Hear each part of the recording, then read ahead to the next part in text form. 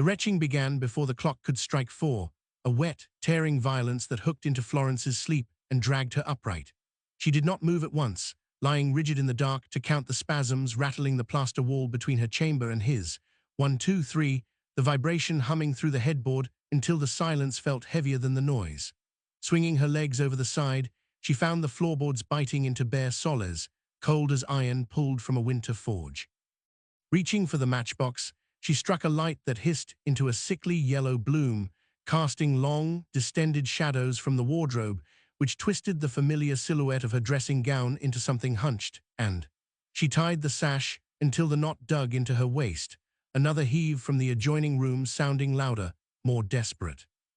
Crossing the threshold into Charles's chamber, the air hung thick with stale lavender water struggling to mask a scent far more primal, while he lay twisted in the sheets, face grey in the gaslight, mouth agape, as if gasping for air that refused entry.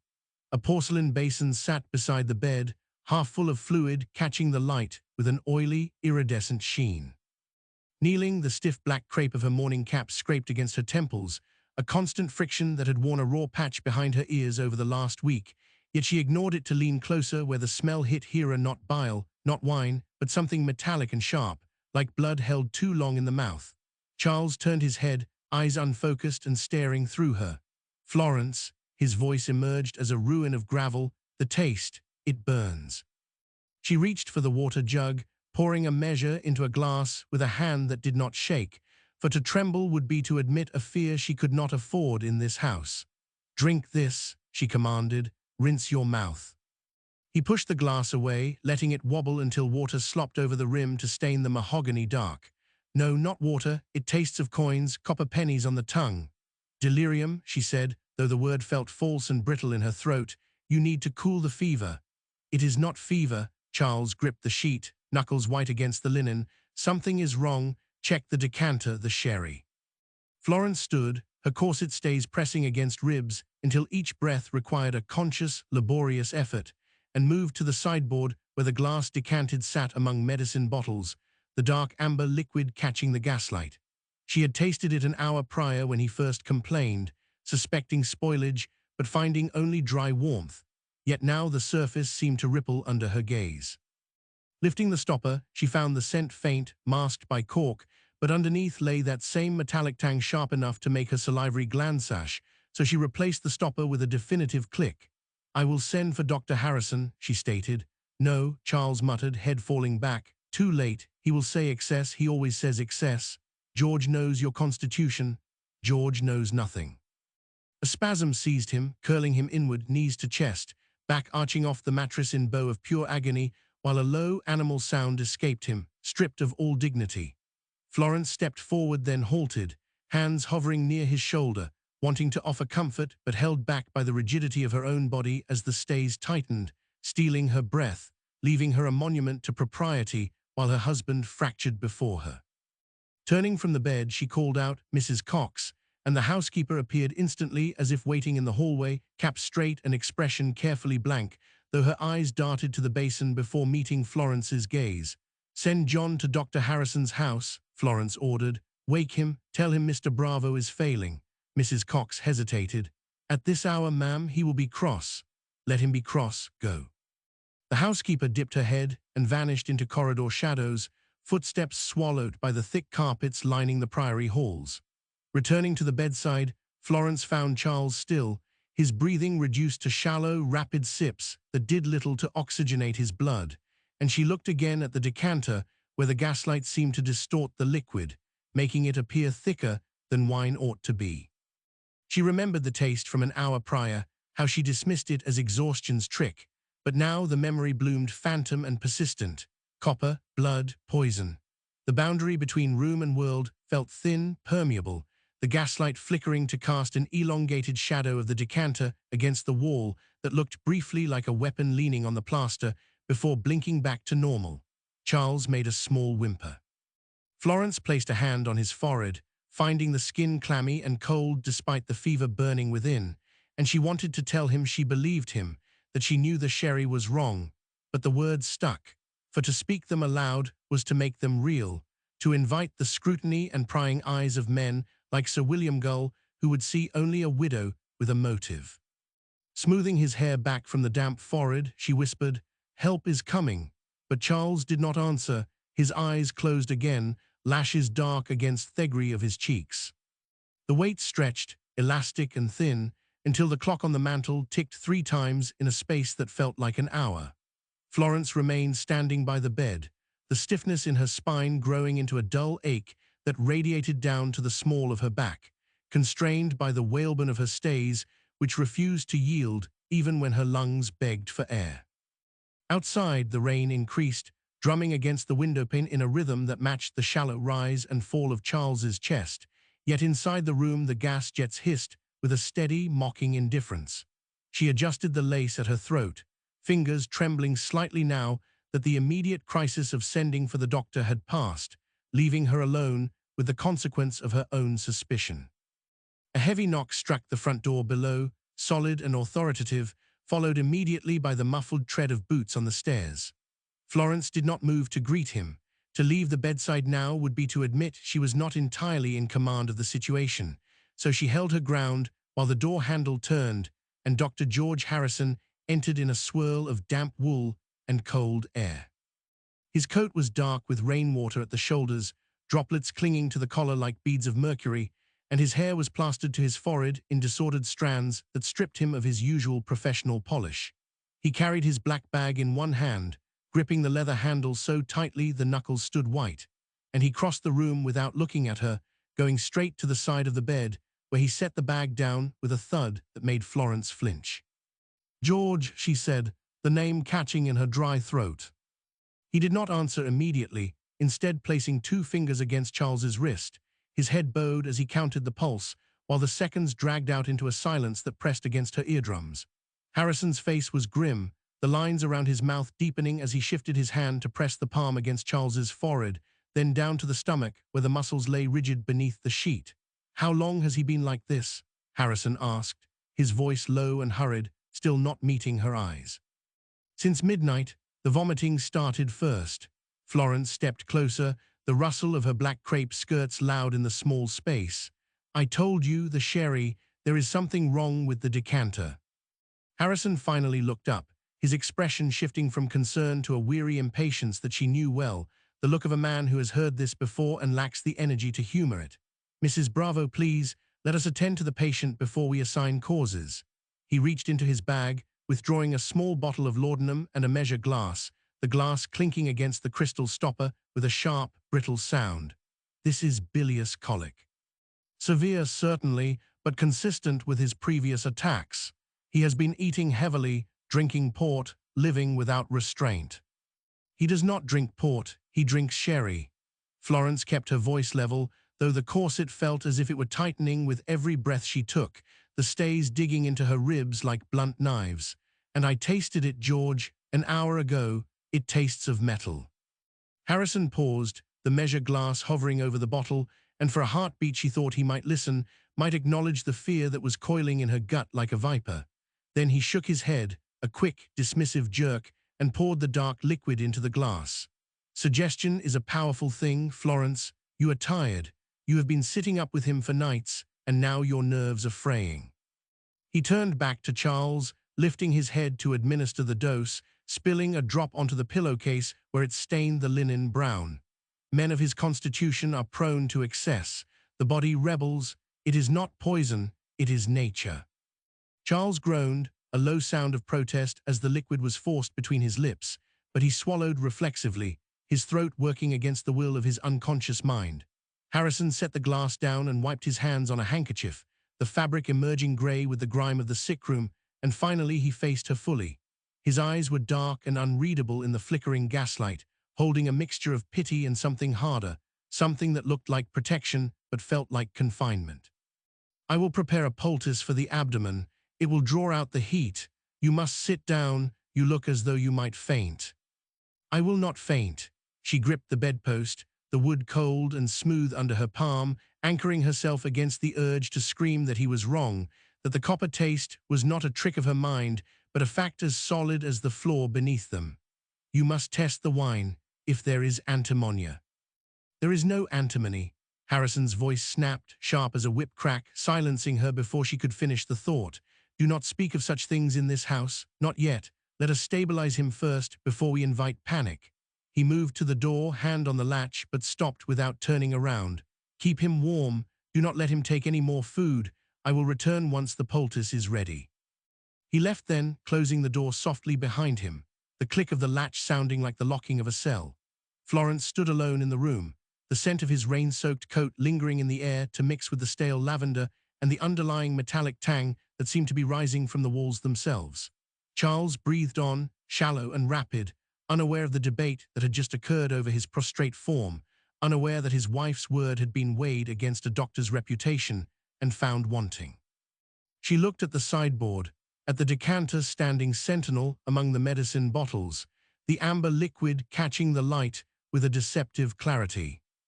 Harrison had dismissed her, categorized her observation as the hysteria of a tired woman, yet the taste remained on her own tongue, a phantom residue that no amount of swallowing could clear. She moved towards the sideboard, her steps silent on the carpet, driven by a compulsion she could not name, her hand reaching out before her mind had fully authorized the action. The stopper was cool under her fingertips, the glass smooth and heavy, and she lifted it again, not to smell this time, but to verify the truth that Harrison had denied. If he would not listen, she would know for herself, even if the knowledge burned. The liquid swirled, a sluggish tide trapped in crystal, and she dipped the tip of her index finger into the depths. Cold. It bit the skin, sharper than the room's stagnant warmth suggested, and she withdrew the digit, a single drop clinging to the pad like a tear refused by the eye. Harrison's warning echoed, a dull thud against the rhythm of her own pulse, urging caution, urging the quiet compliance expected of a wife who knows her place is at the foot of the bed, not the head of an investigation. She ignored it.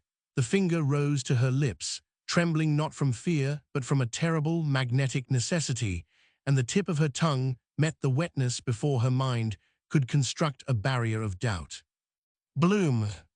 It was not the rich, oaky warmth of sherry, nor the sharp bite of spirit that one might expect from a decanter left open to the air.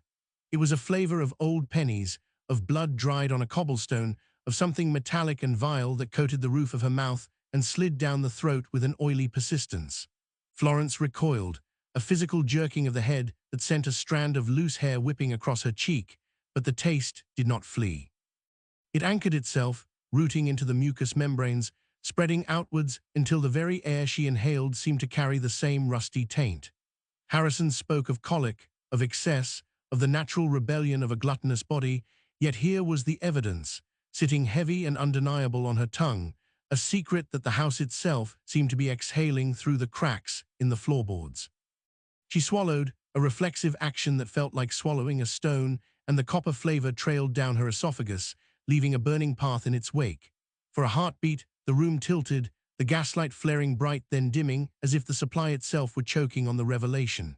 This was no fancy of a tired woman, no phantom conjured by the stress of a sleepless night and the scratching of shadows on the wallpaper. This was fact, hard, unyielding, and dangerous.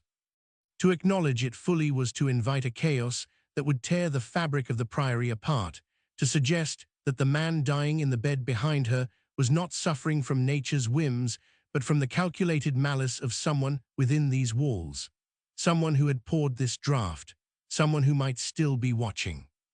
Florence turned slowly, the stiff rustle of her black crepe skirts sounding unnaturally loud in the sudden stillness, like dry leaves skittering over a grave. She looked at Charles. He lay still, too still, the rise and fall of his chest so shallow it was barely distinguishable from the stillness of death, his face gray and waxy in the uneven light. The laudanum Harrison had forced between his lips sat heavy in his stomach, a sedative that would mask the symptoms, dull the pain, and perhaps, God forbid, accelerate the end if the poison was already doing its work. She wanted to shake him, to scream his name until his eyes flew open and he could confirm what she knew, but her limbs refused the command, locked in that familiar, paralyzing rigidity that society demanded of her sex. A woman does not accuse. A woman waits. A woman tends. The clock on the mantel ticked, a relentless, mocking sound that measured out the seconds of a life ebbing away, each tick a hammer blow against her composure. She wiped her finger on the hem of her dress, the dark fabric absorbing the moisture without changing color, hiding the evidence as effectively as the silence hid the truth. Harrison would return with his poultice, his confident diagnoses, his patronizing assurances that all was well, and she would have to stand there and nod, to play the part of the dutiful nurse, while the taste of murder rotted in her mouth. The injustice of it burned hotter than the metal on her tongue, a fierce, acidic rage that threatened to crack the porcelain mask she wore. But rage was a luxury she could not afford. Rage was messy, unladylike, and easily dismissed as hysteria. She stepped closer to the bed, the carpet muffling her approach, and reached out to touch Charles's hand. It was cold, damp with a clammy sweat that soaked into her glove, the fingers curled slightly as if grasping for something just out of reach. "Charles," she whispered, the name barely audible, a secret shared between the living and the dying. He did not stir.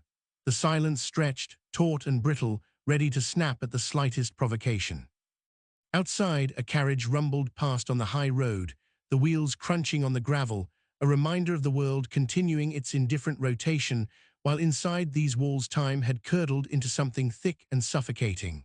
She stood over him, a sentinel in black, guarding a secret that felt larger than the room, larger than the house, larger than her own life. Then, without warning, the stillness shattered. Charles's body arched off the mattress, a violent, unnatural bowing of the spine that lifted his shoulders and heels from the sheets, the muscles locking in a spasm of pure agony. A guttural cry tore from his throat, a sound of animal suffering that stripped away the veneer of the gentleman, leaving only raw, unmediated pain. His eyes flew open, wide and unseeing, rolling back to show the whites in the flickering gaslight before fixing on nothing at all. Florence stumbled back, her hand flying to her mouth to stifle a scream, the copper taste flooding her senses anew, overwhelming and absolute.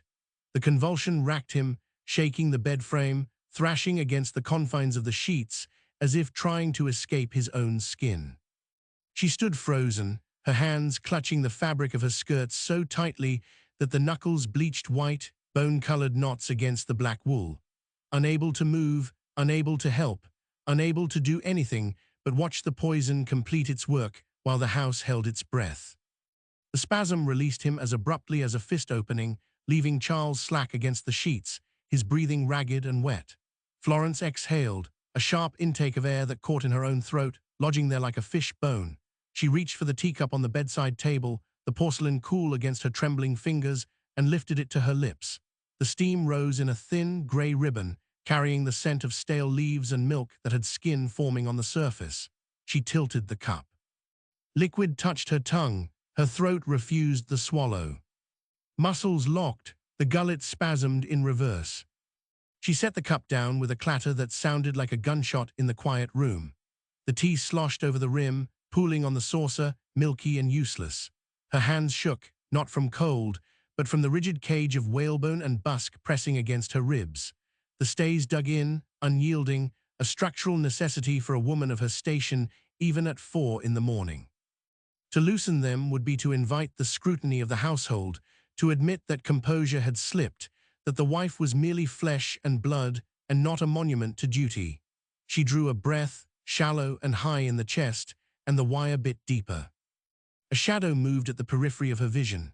Sarah, the housemaid, stood by the door with a fresh pitcher of water, her eyes lowered to the carpet, but her ears plainly pricked.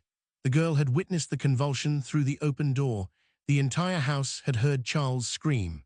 Florence straightened her spine, forcing the whalebone to hold her upright despite the pain blooming between her shoulder blades. "Take that away," Florence said, nodding at the spilled tea. Her voice sounded thin, stripped of authority. Sarah stepped forward, the starch of her apron rustling. "Shall I brew a fresh pot, ma'am? Mrs. Cox said you must keep your strength." "I require nothing." "You've not slept since Tuesday." The girl reached for the tray, her movements quick, efficient, avoiding any direct look at Florence's face. "The doctor will be expecting you to eat." "Dr. Harrison will expect what I dictate." Florence turned from the bed, the movement stiff, a marionette jerked by invisible strings. "Close the window. The draft is intolerable." "It's stifling in here, ma'am." Sarah hesitated, hand on the sash. "The air won't move." "Close it." Sarah obeyed, the wood groaning as she forced the frame down. The room sealed tighter, trapping the smell of sickness, the sweet-rot odor of vomiting and laudanum and sweat that had soaked into the mattress. Florence watched the girl's reflection in the mirror above the washstand. The surface was spotted with age, distorting Sarah's young face into something older, weary. Florence looked at herself. The black dress hung heavy, the crepe absorbing the light rather than reflecting it. Her eyes were hollows, dark bruises against the pallor of her skin. She looked like a woman already in mourning, though her husband still drew breath in the bed behind her. "Will that be all?" Sarah asked, clutching the tray to her chest like a shield. "For now." Florence walked to the washstand, picked up a sponge, and dipped it into the basin. The water was lukewarm. She wrung it out, watching the drops fall back into the bowl, rippling the surface. "If Dr. Harrison arrives, send him to the study. Do not disturb me unless Mr. Bravo wakes." "He won't wake," Sarah said, the words slipping out before she could catch them, and she flinched as color rose in her cheeks. "I mean, ma'am," the noise he made. Florence squeezed the sponge. Water dripped onto the marble top, spreading in a dark stain. "You are dismissed." Sarah curtsied, a hurried dip of the knees, and vanished into the hallway. The door clicked shut. Florence stood alone with the sound of her own breathing, which was too loud, too shallow. She pressed the wet sponge against her neck, the cold shock making her flinch. It did nothing to cool the heat rising under the stays.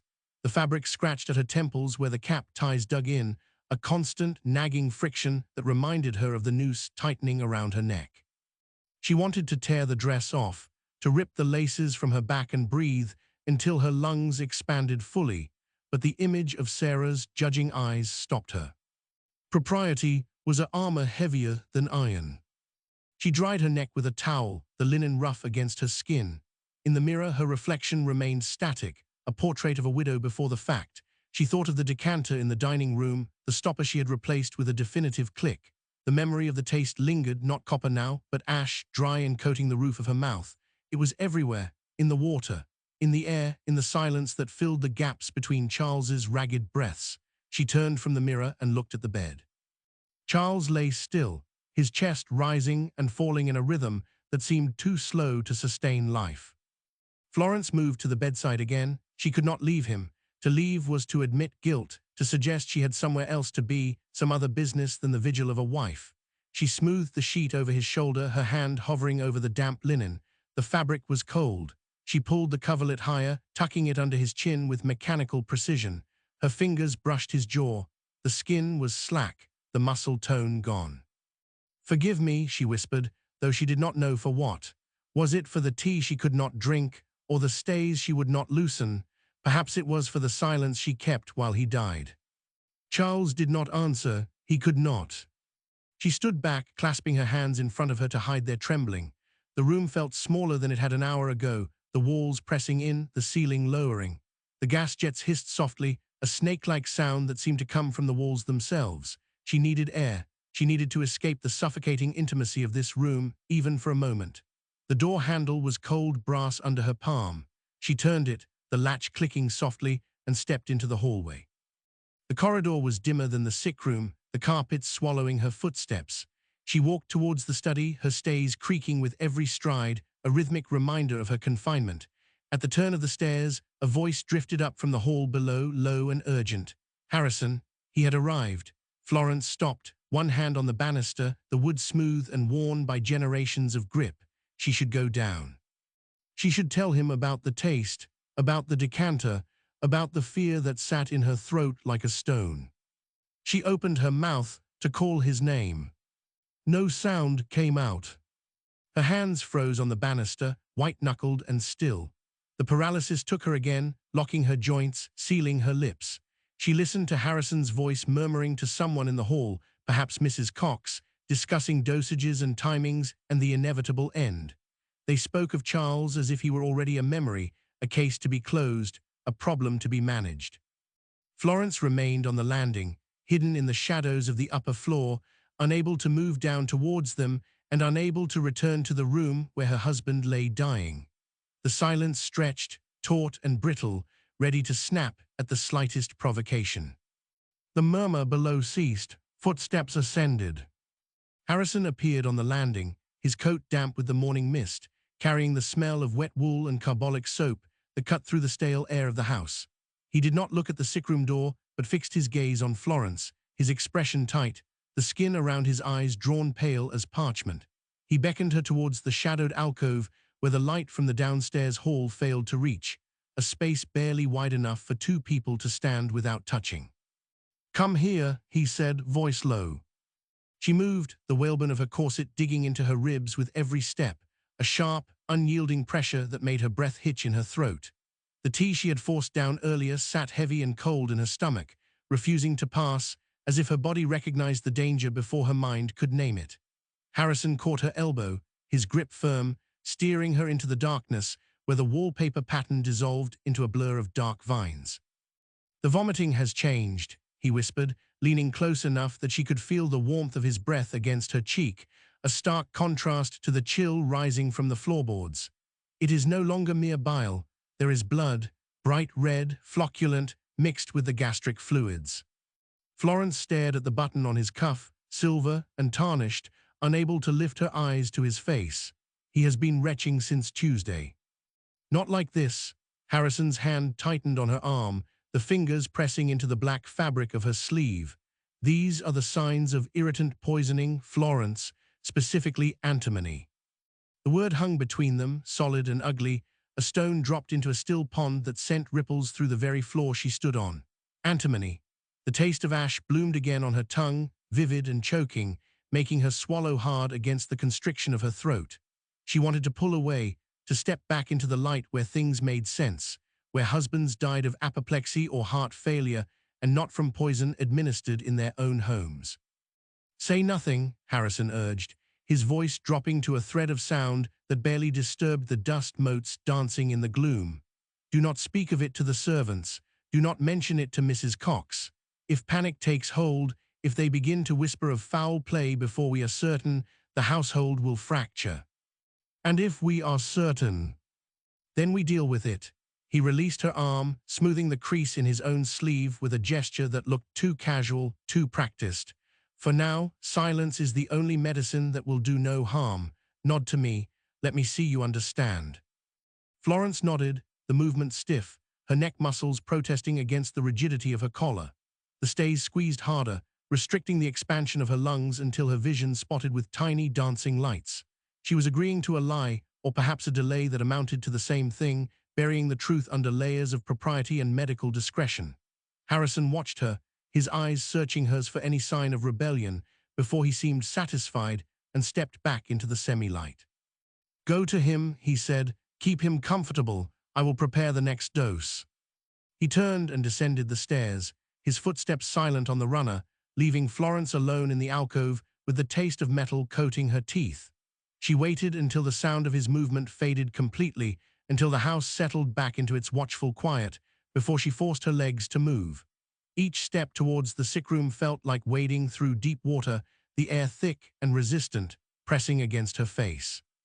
Inside, the gaslight had dimmed, casting long, distorted shadows that stretched across the ceiling like grasping fingers. Charles lay exactly as she had left him, though the sheet was thrown back, revealing the sheet soaked with sweat and vomit that stained the linen a sickly yellow-brown. His skin had changed. The pallor was gone, replaced by a mottled darkness that spread across his chest and neck in irregular patches, like bruising from a heavy blow. She approached the bed, picking up the sponge from the basin where the water had now turned tepid and gray. The smell hit her first, a sweet-rot odor that clung to the back of her throat, making her gag reflex tighten. She wrung out the sponge, watching the dirty water drip onto the marble, and reached for his forehead. Her hands stopped. It did not tremble this time. It simply ceased to function, hovering inches above his skin, the fingers curled into a rigid claw. The paralysis seized her again, locking the muscles in her forearm, holding her hand suspended in the stale air. She tried to force it down, to will the sponge to touch the fevered flesh, but her body refused the command, standing statue, still while her mind screamed at the limb to move. The stillness was absolute, a violent contrast to the ragged, wet sound of Charles's breathing. The door opened. Mrs. Cox entered without knocking, her cap pristine, her hands folded neatly over her apron. She did not look at Charles immediately. Her eyes went straight to Florence, to the hand frozen in midair, the sponge dripping a single, slow drop of grey water onto the carpet. The housekeeper's gaze lingered there, tracking the fall of the droplet, before slowly lifting to meet Florence's eyes. "Does the master require more laudanum, ma'am?" Mrs. Cox asked, her voice flat, devoid of the sympathy one might expect from a servant in a death chamber. Florence tried to speak, to explain the stiffness, the inability to move, but her tongue felt too large for her mouth, useless and heavy. She stood rigid, the sponge dripping, her hand a white, unmoving monument to her own incapacity. Mrs. Cox waited, her eyes narrow, watching the stillness with an intensity that felt less like concern and more like an inventory of evidence. The silence in the room grew dense, pressing against the windows, filling the space between the bed and the door, until there was no room left for anything but the accusation hanging in the housekeeper's steady, unblinking stare. The drop hit the wool carpet with a sound no louder than a fly landing, yet it echoed in Florence's skull like a gavel strike. She could not lower her hand. The muscles had locked, not in tension, but in a terrible, calcified refusal, turning her arm into a dead weight suspended above the dying man. It was as though the whalebone of her stays had migrated outward, wrapping around her limbs and sealing her joints in a rigidity that defied the soft, wet chaos of the sick room. Charles groaned, a guttural rattle that shook the bed frame, his body twisting against the sheets as the poison gnawed at his vitals, thrashing in agony while his wife stood frozen in a parody of care. "Ma'am." Mrs. Cox did not step forward. She remained by the door, one hand resting on the brass knob, her posture so straight it seemed carved from the same oak as the paneling. The housekeeper's cap frames were immaculate, not a pin out of place, a stark contrast to the sweat-dampened hair plastered to Florence's temples. Those eyes, pale and unblinking, tracked the drip of water from the sponge, then moved up the stiff arm to rest on Florence's face, waiting for an explanation that would not come. Florence forced air through her throat, but the sound died before it could form a word, strangled by the collar that bit into her neck. "The sponge." "The sponge," Mrs. Cox repeated, the words flat, offering no assistance, no movement to take the object from Florence's grip. "It is dripping on the rug, ma'am. John only beat the dust from it this morning." The criticism landed with physical weight, heavier than the silence Harrison had demanded, heavier than the fear of the poison itself. Florence wanted to scream that her hand would not obey, that her flesh had turned to stone, but such an admission sounded like madness, or worse, a feint to hide guilt. To drop the sponge now would be to admit weakness, to shatter the fragile veneer of the competent mistress holding her household together while the master rotted. So she stood, arm trembling now with the effort of holding still, the water pooling slowly on the dark fibers of the carpet. "Give it to me." The command came from her own mouth, sharp and brittle, directed at her own disobedient limb. Nothing happened. The fingers remained curled, the knuckles white, the sponge swollen and grey. Mrs. Cox took a single step into the room, the sole of her boot making no sound on the floorboards. "Shall I call Dr. Harrison back up? He was only just descended." "No," the words snapped out, too quick, too defensive. Florence swallowed, tasting the ash again, the phantom flavor of the antimony that Harrison had named in the hall. "He is preparing the dose. Do not disturb him." "As you wish." Mrs. Cox's gaze dropped to the basin, then to the stained sheets, and finally back to the frozen hand. "But the master is disturbing himself, ma'am. Look." Charles arched his back, a bow of pure anguish, his heels drumming a frantic rhythm against the mattress. The mottled patches on his skin seemed to darken in the flickering gaslight, spreading like ink spilled on wet paper. He needed the cool cloth, he needed the fever broken, he needed a wife who could move. Florence willed her elbow to bend, sent every ounce of her desperate intention down the nerve pathways, but the signal died in the shoulder, lost in the static of her own terror. She was a spectator in her own body, trapped behind a wall of propriety that demanded she remain composed while the world burned. "He requires the laudanum," Florence said, her voice thin, stripped of authority, "not questions." "I asked only if he required it, ma'am. I did not ask why you stand like a figure in a waxwork while he suffers." Mrs. Cox's tone remained level, devoid of insolence, which made the cut all the deeper. It was the voice of a servant who knows too much, who has seen the cracks in the foundation and is merely waiting for the collapse. Shall I administer it, or do you intend to hold the spoon as well as the sponge? Implication hung in the air, thick and suffocating. If Florence handed over the care, she admitted she could not perform her duty. If she kept it, she risked Charles dying while she stood paralyzed by some invisible hand. The stays tightened, the laces digging into her ribs until each breath was a shallow, painful sip of the rot-sweet air. She felt the sweat trickling down her spine, cold and slippery against the corset, a private river of shame that no one else could see, but everyone surely smelled. "I will do it," Florence lied.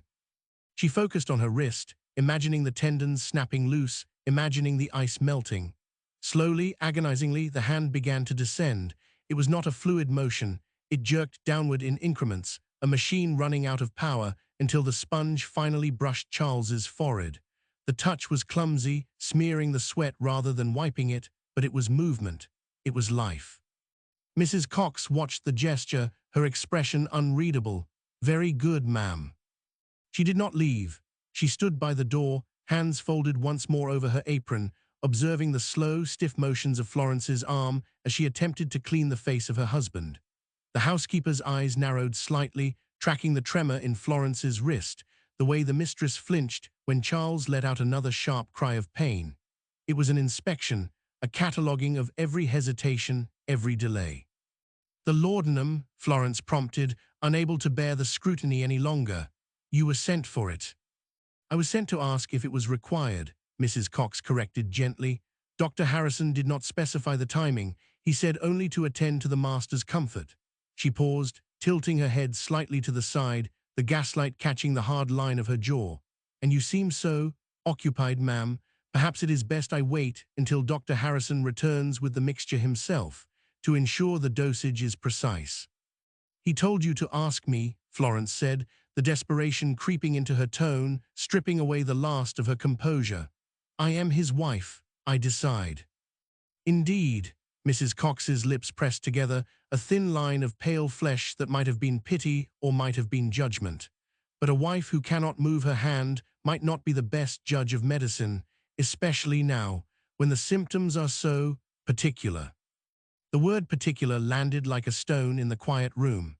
It referenced the poison, the blood, the secrets whispered in the hallway that were supposed to remain buried. Mrs. Cox knew, or she suspected, or she was simply watching Florence drown in the silence Harrison had imposed, waiting to see if she would sink or swim. Charles convulsed again, his head rolling to the side, eyes open but unseeing, fixed on the shadowed corner of the ceiling. The sponge slipped from Florence's fingers, falling onto the sheet with a wet slap. This time she did not try to pick it up. She let it lie there, a grey stain on the yellowed linen, her hand hanging limp at her side, finally free of the paralysis, but heavy with defeat. "Leave us," Florence whispered. "Not yet, ma'am."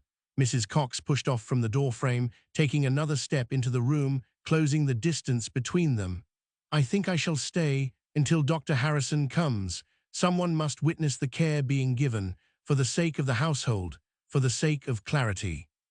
She moved to the foot of the bed, her eyes never leaving Florence's face, standing guard over the dying man and the woman who could not touch him. The gaslight hissed, the flame dipping low, casting their shadows long and distorted against the wall, merging them into a single, grotesque shape that loomed over the bed. Florence felt the walls of the room pressing in, the fabric of her dress stiffening against her skin, the air growing too thick to breathe. She was trapped, not by locks or bars, but by the steady, unblinking gaze of a servant who held the key to her ruin in her folded hands. "Clarity," Florence repeated, the word tasting of ash and iron. "Yes, ma'am," Mrs. Cox said softly. "We must be very clear about what happens here. Very clear indeed."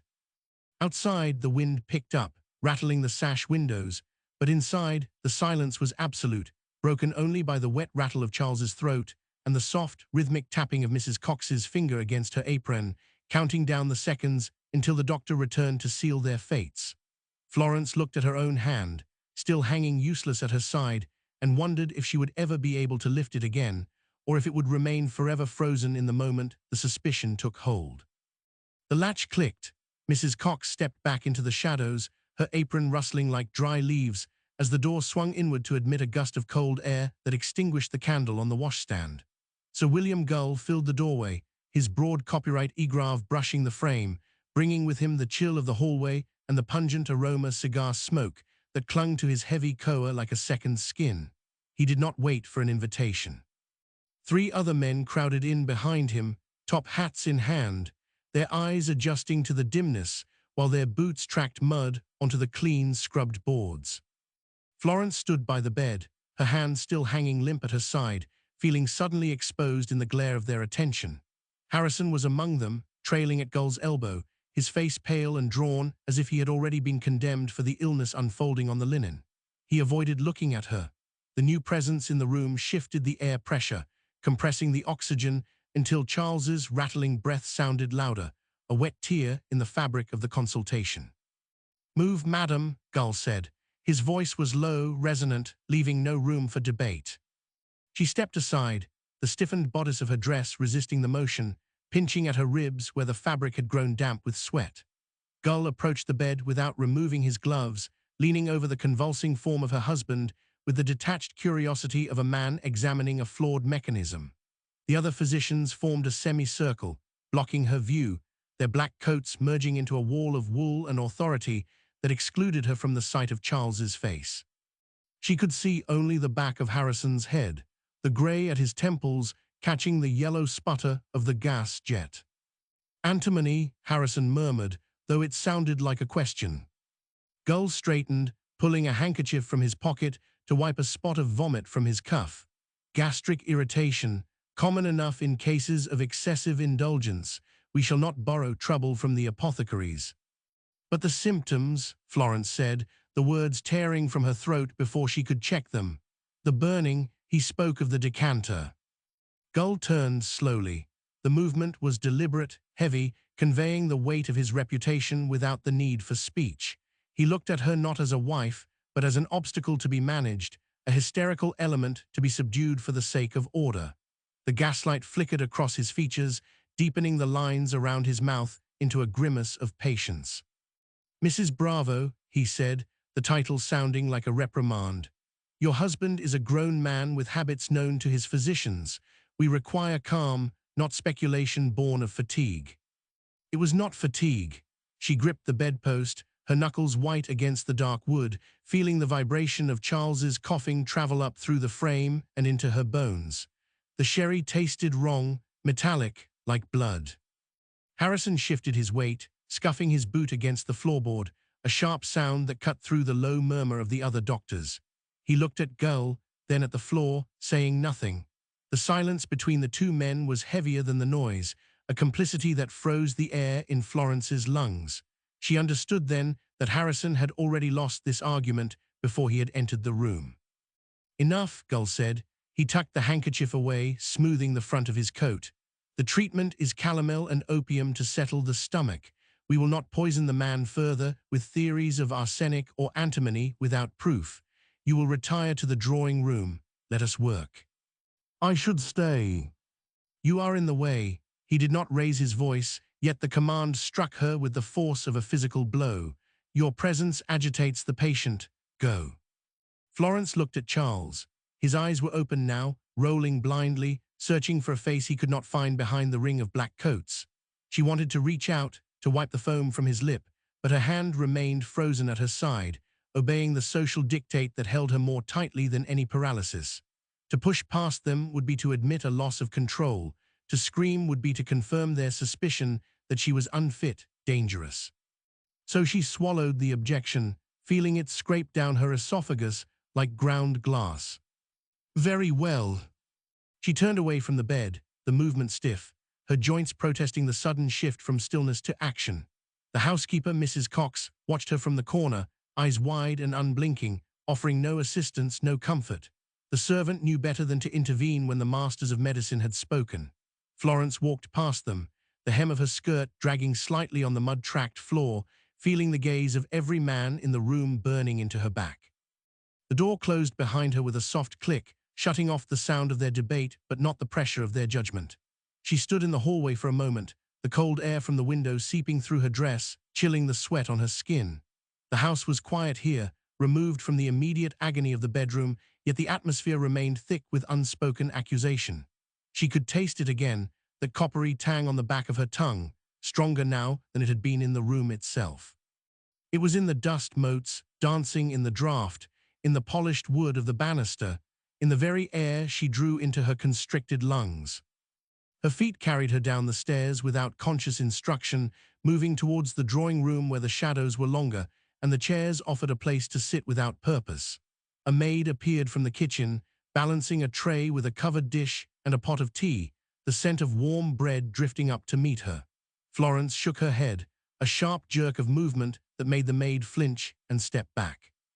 "No," Florence said. Her voice sounded thin, detached from her body. "Take it away."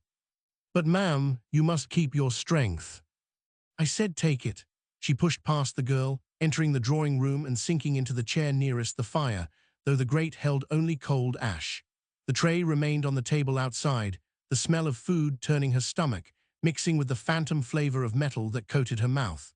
She folded her hands in her lap, pressing them together until the bones ached, waiting for the verdict from above that she knew would never come in words she could accept. The floorboards creaked as someone walked overhead, heavy boots pacing the length of the sick room, and she flinched at every step, counting them like heartbeats in the dark. The counting ceased when the footsteps stopped. Above, the floorboards held their breath, a suspension of activity that felt more violent than the pacing, as if the men upstairs had leaned in collectively to listen to the house itself, searching for a clue in the settling timber or the draft beneath the door. Florence sat with her spine aligned against the chair back, the whalebone of her stays pressing into her ribs with every shallow inhalation. To slump would be to invite judgment. To loosen the laces would be to admit a fracture in composure that could never be repaired. She remained encased in the black wool and stiff crepe, a monument to propriety erected in an empty room. The fire grate offered no warmth. Cold ash coated the iron bars, grey dust that might have been there for weeks, months, years. It mirrored the dryness in her throat. She swallowed, and the sensation was not of saliva moving, but of grinding grit. The flavor persisted, coating the roof of her mouth and the back of her tongue, a persistent ghost that no amount of breathing could clear. It was not merely the memory of the sherry, it was the house. The priory had absorbed the poison, exhaled it into the wallpaper, the velvet drapes, the very dust motes that hung suspended in the gloom. She pressed her tongue against her teeth, iron, old pennies left in the rain. A clock ticked somewhere in the hallway, a slow, deliberate percussion that measured out the seconds of Charles's dying. Each beat was a subtraction. She watched the shadow of the mantelpiece stretch across the carpet as the gaslight outside flickered, though no wind moved the curtains.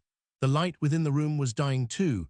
The jets turned low to conserve fuel, casting the corners into a deep, impenetrable violet. In the periphery of her vision, the furniture shifted.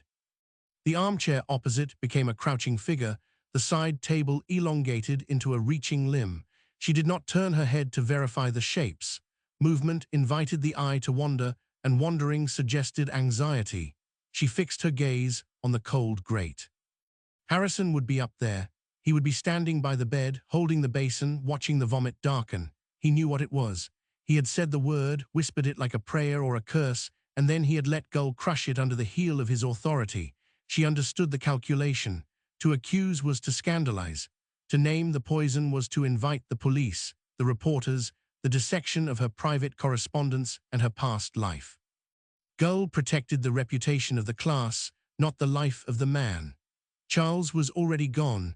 The priority now was to ensure the widow did not drag the profession into the mud with him. Her hands lay flat on her lap, palms down. They looked like the hands of a stranger, pale and bloodless against the black fabric of her skirt. She willed a finger to twitch, a single joint to bend, but they remained locked in their pose of submission. The paralysis was not fear. It was the weight of the expectation resting on her shoulders, heavier than the wool, heavier than the stays.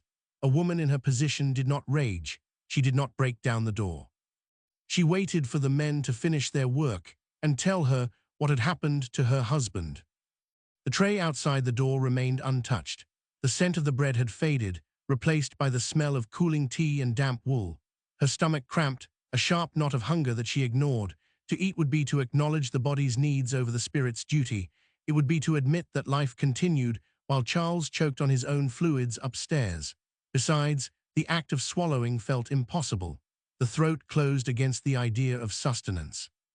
Anything she took in would be contaminated by the air she breathed, tainted by the same malice that had filled the decanter. She closed her eyes, yet the darkness behind her lids offered no relief as images formed there, unbidden. Charles's eyes rolled white, and foam yellowed by bile gathered on his lip, while Gull smoothed his coat, wiping away the evidence of the struggle as if it were merely a spill of wine. His arrogance bloomed into an absolute certainty that his word was law, that his diagnosis was truth simply because he wore the correct coat and spoke with the correct accent. She had seen the hesitation in Harrison's posture, the scuff of his boot, marking him as the ally who had surrendered. Though he stood with her in spirit, he aligned himself with Gull in practice, leaving her alone in the drawing room while they debated the merits of opium. A floorboard creaked above, not the heavy pacing of Gull, but a lighter step. Harrison, he was walking away from the bed, towards the door. Florence opened her eyes. Her heart did not quicken, it simply hammered once hard against the restriction of her ribs. She waited. The silence in the hallway remained absolute, the clock having ceased its ticking or her hearing having tuned it out. There was only the sound of her own breathing, shallow and restricted by the whalebone. She wanted to stand. She wanted to run to the stairs and meet him before he descended, to demand the truth that Gull had suppressed. But the chair held her. The social contract held her. To rise would be to invade the sanctum of the physicians. To speak would be to hysterics. So she sat. Her hands remained flat on her lap. The taste of iron flooded her mouth again, stronger now, as if the poison were leaching out of the walls and into her blood. It was a communion. By refusing the bread, by accepting the silence, she was consuming the same toxin that killed Charles. They were bound by it now, the husband dying in the room above and the wife rotting in the room below, both victims of the same invisible hand. The doorknob to the hallway turned. The sound was slight, a click of brass against mechanism, but it echoed through the drawing room like a gunshot. Florence did not move. She kept her eyes on the cold grate, her posture rigid, waiting to see who would enter. Whether it was Harrison coming to offer a lie, or Gull coming to deliver a verdict, or Mrs. Cox coming to watch her fall. The handle pressed down, the latch lifted. The door began to swing inward, bringing with it a draught from the hall that smelled of stale tobacco and the sharp, chemical tang of the medicines they were using to hasten the end. She did not turn to look. She let the shadow fall across her hands first. Shadow belonged to Mrs. Cox. It stretched long and thin across the carpet, severed at the ankle by the wedge of light from the hallway, before the housekeeper herself stepped into the room and pulled the door shut with a care that suggested the wood might splinter under pressure. She carried no tray this time, only a folded cloth damp with vinegar, her face a mask of polished neutrality that did not quite reach the eyes, which darted once to the ceiling where the men debated, then back to Florence's stillness. "They require more hot water, ma'am," she said, the words dropping flat onto the silence between them. "And Dr. Harrison asks if you wish to be informed when the end comes, or if you would prefer to remain here until the formalities are concluded." Florence felt the question land like a physical blow, a choice between the agony of witnessing and the shame of absence, neither option offering any route to dignity. To go up was to stand useless in the corner while Gull dictated the terms of her husband's death. To stay was to admit she could not bear the sight of him, confirming every whisper about her coldness that would surely circulate by morning. She looked at the cloth in Mrs. Cox's hands, the steam rising from it in faint, ghostly ribbons that smelled of sharp acidity and scrubbed floors, a scent that did nothing to mask the underlying sweetness of decay already seeping through the floorboards. "I will remain," she said, her voice sounding thin, stripped of the authority she usually commanded in this house. "If they require me, they know where to find me, if he requires me." She stopped, the sentence hanging unfinished, because the truth was that Charles required nothing she could give. Not now that the physicians had decided his suffering was merely a biological puzzle to be solved rather than a life to be saved. Mrs. Cox nodded, a slight dip of the chin that conveyed neither agreement nor sympathy, only the efficient processing of an instruction. "Very good, ma'am. I shall tell them you are composing yourself." The implication hung in the air, heavy and accusatory, that Florence's stillness was a performance, a calculated display of grief designed to protect her reputation rather than a genuine paralysis of spirit. The housekeeper turned to leave, her skirts whispering against the floor, a sound so much softer than the heavy tread of the doctors above, yet infinitely more judgmental in its quietude. She paused at the door, hand on the latch, and looked back not at Florence's face, but at the untouched tray on the side table, the tea now cold and skin-formed, the bread hardening into a stone. "You should try to eat something, ma'am. It will be a long night regardless of what they say up there." "I am not hungry," Florence replied, the lie automatic, reflexive, born of a lifetime of denying the body's demands in favor of social propriety. But as Mrs. Cox slipped out and the latch clicked shut again, the emptiness in her stomach twisted, a sharp, gnawing pain that felt distinct from the emotional hollowness spreading through her chest.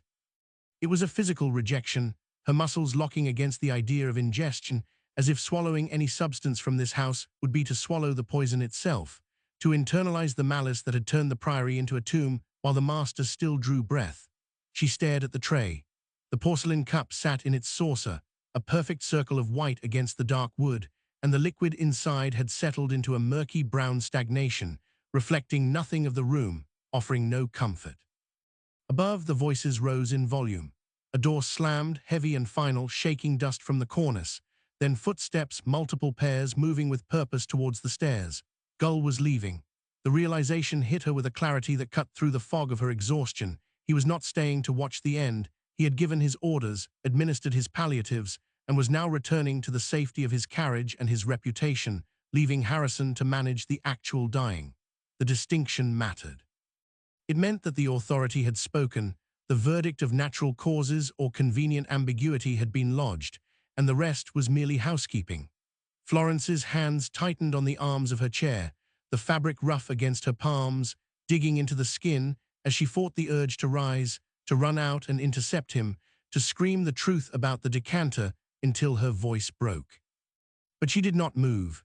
The stays held her, rigid and unyielding, a cage of whalebone and social expectation that forced her spine straight even as her spirit crumbled. She listened to the footsteps descend, the heavy thud of boots on the lower steps, the lighter shuffle of a servant holding the door.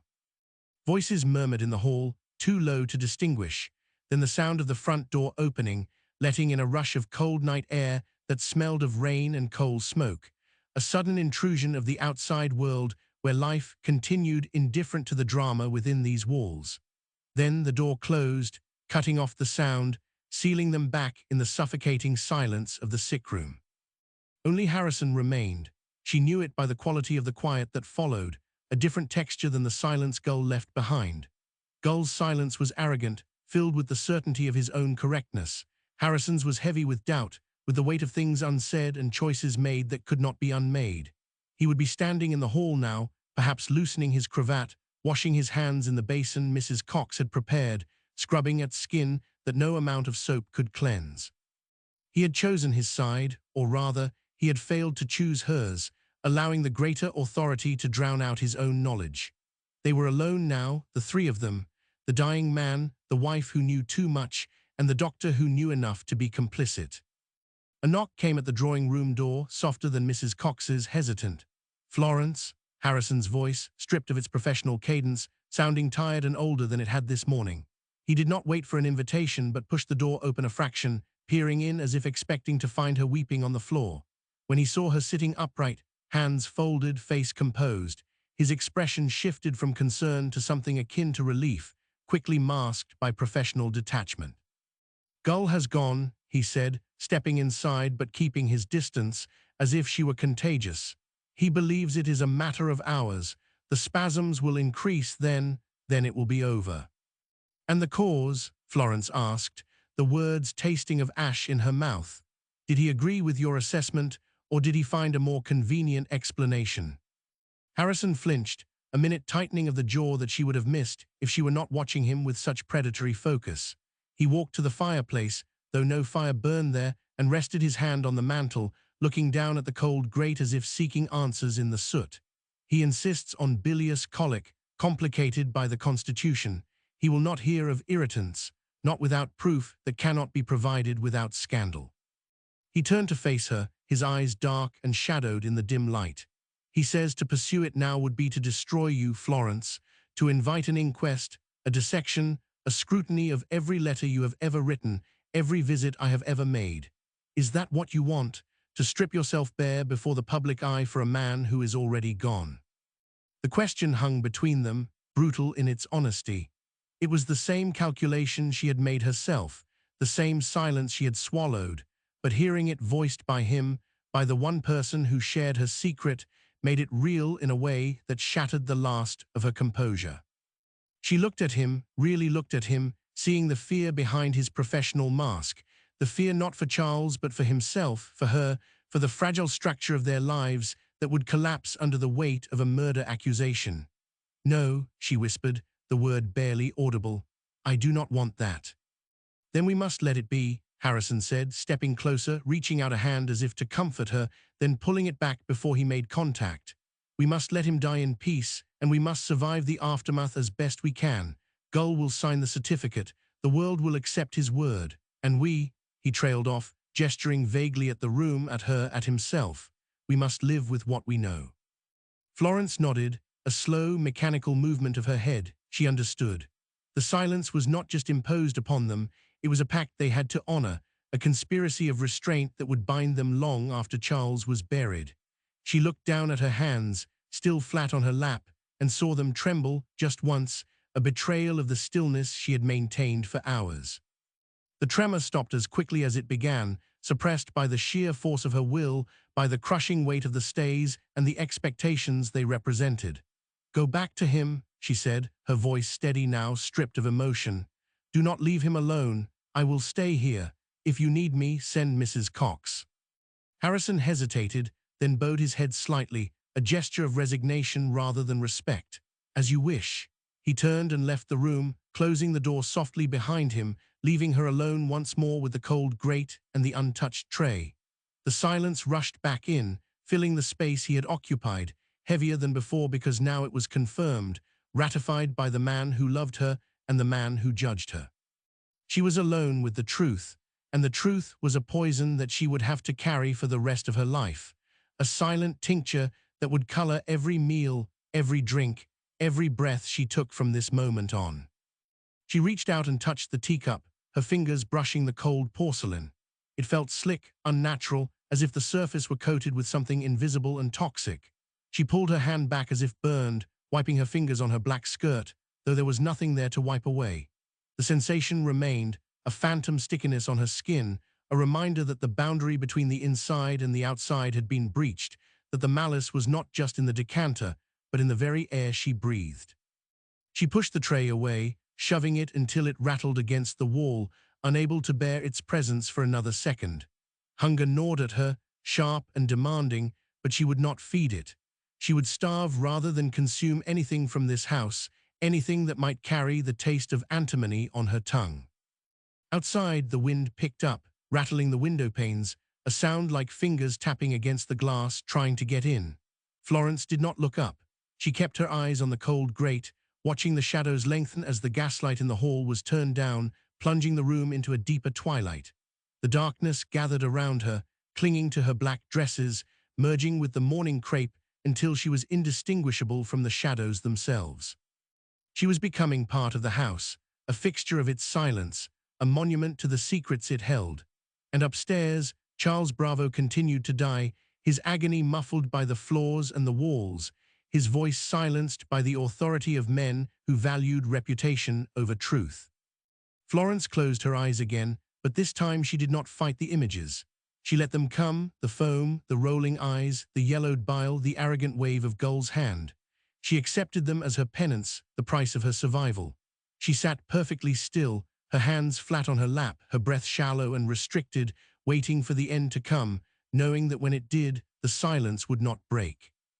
It would only deepen, settling over the priory like a shroud, covering everything, hiding everything, preserving the mystery for those who would come after to pick at and ponder, never knowing the truth that sat in this room, breathing the tainted air, waiting for the dawn.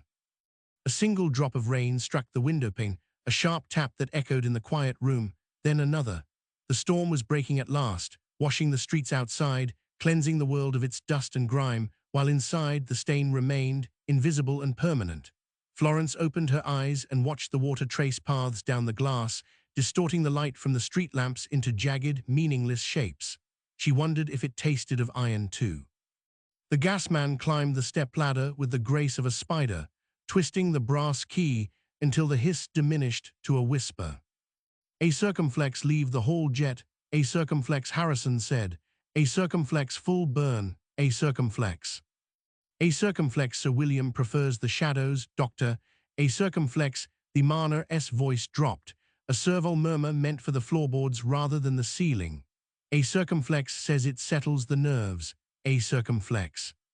"A circumflex do as I say, a circumflex." Harrison watched the flame steady, a pale blue cone fighting the encroaching dusk that seeped through the crevices of the sash windows. Ballum was swallowing the light early, a heavy twilight pressing against the glass like a thumb. He stood in the center of the landing, medical bag dangling from fingers that had begun to tremble, not from cold, but from the memory of the pulse he had just counted. 120, thready, collapsing. The numbers danced behind his eyelids whenever he blinked, rearranging themselves into accusations. He moved towards the small table beneath the mirror, the one draped in a cloth too heavy for summer, and laid out his notebook. The leather cover smelled of stale tobacco and the iron tang of the railway carriage he had taken from town. Inside, the pages were filled with his own handwriting, a precise script that now looked like a confession. April 18th, April 19th, April 20th. The dates marched down the margin, a regiment of days leading to this inevitable slaughter. He traced the line where he had noted the administration of antimony tartrate, not poison, medicine. The distinction was a legal fiction, a thin wall of paper between healing and homicide. A floorboard creaked above. Harrison snapped the book shut. The sound cracked through the landing like a pistol shot, sharp and final. He waited, breath held in the upper chest, listening to the house settle around him. The priory was never truly quiet. It groaned under the weight of its own propriety, the timber expanding and contracting as the temperature dropped, the pipes knocking like impatient knuckles. But beneath the mechanical noises lay the organic sound of Charles Bravo dying, a wet rattle, a moan swallowed by pillows. It seeped through the ceiling, staining the air with the scent of ipecacuanha and sweat. He should have left. Gull had made it clear that the Metropolitan Police would arrive by morning, and any physician still present when the coroner's officer crossed the threshold would be scrutinized as a suspect. Yet his feet remained rooted to the patterned carpet, the wool fibers digging into the soles of his boots. To leave was to abandon her. To stay was to implicate himself. The door to the sickroom opened. Florence stepped out. She had disobeyed his instruction to remain by the bedside. The black crepe of her morning dress rustled, a dry, insectal sound that set his teeth on edge. She did not look at him immediately, her gaze fixed on the gas jet, watching the flame flicker in the draught from the window. The rigid whalebone of her stays forced her into an upright posture, a soldier at attention while her body crumbled. "A circumflex, you turn the light up. A circumflex," she said. "A circumflex Gull prefers the dark. A circumflex." "A circumflex Gull prefers control. A circumflex," she turned then, her eyes hollowed out by exhaustion, the skin beneath them bruised purple. "A circumflex, he thinks darkness hides the evidence. He is mistaken. It only hides the compassion. A circumflex." Harrison stepped towards her, lowering his voice. The servant had descended the ladder and vanished into the kitchen, leaving them alone in the pool of artificial daylight. "A circumflex, you should not be out here. If he whacks her, a circumflex. A circumflex, he will not wake. A circumflex." Her voice was flat, devoid of the tremor that had shaken her hands only hours before. "A circumflex, and if he does, he will wish he had not. The pain is beyond prayer, George, beyond your tinctures, a circumflex." "A circumflex, do not speak like that, a circumflex." "A circumflex like what? Truthfully, a circumflex." She took a step closer, the scent of lavender water failing to mask the underlying odor of sickness that clung to her skirts. "A circumflex, you reviewed your notes. I saw you, a circumflex." S hand tightened on the medical bag, The leather creaked. A circumflex. I am ensuring the dosage was correct. A circumflex. A circumflex. Was it a circumflex? The question hung between them, suspended in the motes of dust dancing around the gaslight. It was not a question of medical efficacy. It was a question of intent. Harrison felt the ground shift beneath him, a subtle tilting of the world that threatened to spill them both into the abyss. He had protected her by omitting details in his testimony to Gull, by smoothing over the timeline of their own private consultations. If those omissions were discovered, if the letters she had burned were somehow reconstructed from ash and memory, his reputation would burn with them. A circumflex Florence, a circumflex he started, but the name felt heavy, inappropriate for the hallway of a dying Marner's house. A circumflex, did you tell him about the decanter, a circumflex? A circumflex, I told him what was necessary, a circumflex. A circumflex which is nothing, a circumflex she turned away, walking to the banister and looking down into the well of the staircase. The shadows below were thick, pooling like ink. A circumflex, they will ask about the letters. The ones I wrote to you before Charles fell ill, a circumflex. A circumflex burn them, a circumflex. A circumflex I did, a circumflex. Harrison exhaled, a sharp release of pressure that he had not realized he was holding. A circumflex good, a circumflex. A circumflex is it? A circumflex, she looked back over her shoulder, the gaslight carving deep hollows into her cheeks. A circumflex, if they find out I destroyed correspondence with a physician during my husband's illness, they will say I had something to hide. If I keep them, they will say I was plotting, a circumflex. A circumflex better suspicion than evidence, a circumflex. A circumflex there is no difference. A circumflex she ran a gloved hand along the wooden rail, leaving a faint smear on the polished mahogany. A circumflex you know that, you are a man of science. You know that in this city, a womaner's word is worth less than the dirt on a servanter's boot. Gull knows it. That is why he speaks to you and not to me, a circumflex. A crash echoed from the sick room, the sound of glass shattering against the floorboards. Florence flinched, her hand flying to her throat, but she did not move towards the door. She stood frozen, a statue of black crepe and bone, waiting for someone else to act. Harrison looked from her to the closed door, the wood vibrating slightly from the impact inside. The servant would not intervene. Gull was in the dining room taking wine. The duty was his. A circumflex, go a circumflex, he said. A circumflex, I cannot, a circumflex. A circumflex, then stand aside, a circumflex. He pushed past her, the wool of his coat brushing against her arm, a fleeting contact that felt like a burn. He reached for the door handle, the brass cold beneath his palm, and turned it. The rattle from within had grown louder, a rhythmic thumping that suggested a body convulsing against the bed frame. He glanced back at Florence. She had not moved. Her hands were clasped tightly in front of her, knuckles white, her face a mask of composed agony. A circumflex, George, a circumflex, she whispered. He did not answer. He opened the door and stepped into the room, leaving her alone in the corridor with the shadows and the gaslight that refused to steady. The air inside was thick, hotter than the hall, saturated with the smell of vomit and the sharp, metallic tang of blood. Charles Bravo was thrashing, his eyes rolled back to show the whites, his mouth working around a scream that had no voice. Harrison moved to the bedside, reaching for the laudanum, but he knew it was too late.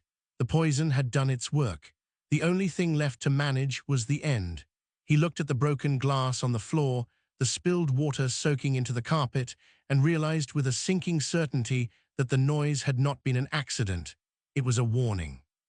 From the corridor, through the crack in the door, he heard Florencia's breath hitch, a single sharp intake of air that sounded like a sob strangled at birth. She was listening, waiting, and in the flickering light of the hall, her shadow stretched long across the floorboards, reaching for him like a hand. The crash had ceased to vibrate in the floorboards, yet the silence it left behind was not empty. It was heavy, pressurized, like the air before a thunderstorm breaks over the Thames. Harrison stood over the bed, his shadow stretching across the counterpane to merge with the thrashing limbs of the dying man. Charles Bravo arched his back, spine bowing off the mattress with a strength that belied his wasted frame, driven by a fire burning in the gut that no laudanum could douse. The glass lay shattered near the washstand, a jagged constellation of crystals catching the erratic flare of the gas jet, which hissed softly as if mocking the struggle for breath. "Water," Charles gasped, the word tearing from a throat raw with vomit and bile. Harrison reached for the pitcher, his hand steady only through force of will, and poured a measure into the tumbler that had survived the fall. He lifted it, but Charles batted it away, a weak slap that sent droplets flying onto the doctor's cuff, darkening the linen instantly. "No," the patient choked, eyes rolling until only the whites showed, vast and terrified in the gloom. "Burns, everything burns." "It is the antimony," Harrison said, the diagnosis tasting like ash in his own mouth, a confession he dared not make to the room at large. "It irritates the lining. There is nothing to soothe it now."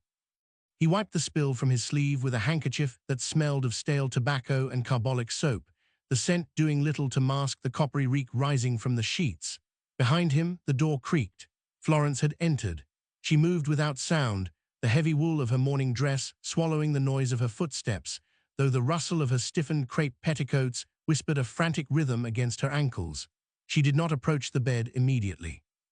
Instead, she stopped by the fireplace, where the coals had died down to a sullen red glow, and stared at the grate as if seeking an answer in the ashes. "Did he throw it?" she asked, her voice low, stripped of any inflection that might betray fear. "He convulsed," Harrison replied, turning to face her, keeping his body between her and the writhing figure on the bed. "The vessel slipped. It matters little." "It matters if they say he tried to take his own life," she countered, stepping forward into the pool of unstable light. The gas jet sputtered, dimming for a second before flaring bright again, casting her face into sharp relief, then plunging it into shadow, a visual stutter that made her seem disjointed, unreal. "Suicide would absolve the household. It would absolve me." "And condemn his soul," Harrison snapped, the fatigue of 3 days stripping away his professional veneer. "Do not seek loopholes in his agony, Florence, for there are none." She flinched, a minute tightening of the muscles around her mouth, the only sign that the rebuke had landed. Her hands remained clasped before her, gripping each other so tightly the knuckles showed white against the black fabric of her gloves, a rigid posture maintained even as the world dissolved into chaos. The stays beneath her dress constrained her breathing, visible in the shallow rise and fall of her chest, a physical manifestation of the propriety that demanded she remain composed while her husband tore at his own throat. "I seek only the truth," she said, though her eyes darted to the broken glass on the floor. "You burned the letters, George. You told me it was good. But now I wonder if we have merely removed the kindling while the fire remains." "The letters implicated your past," he hissed, glancing at the door to ensure no servant lingered in the hall. "They spoke of affection, of meetings before you married Charles. Gull would have used them to paint you as a woman driven to desperation by a trapped heart. Is that the truth you want?" "It is the truth they will invent regardless," she murmured, moving finally to the bedside. She looked down at Charles, whose thrashing had subsided into a violent shivering, his teeth chattering with a sound like hail on a slate roof. "They see a widow with a fortune. They see a doctor who visits too often. They do not need letters to construct a narrative of adultery and poison." Charles let out a groan, long and guttural, his head thrashing from side to side, as if trying to dislodge the pain from his skull. Harrison stepped in, placing a hand on the man's forehead, feeling the heat radiating through the skin, a fever that cooked him from the inside out. "Hold him," Harrison ordered, though he knew there was little holding to be done. "Speak to him, keep him from biting his tongue."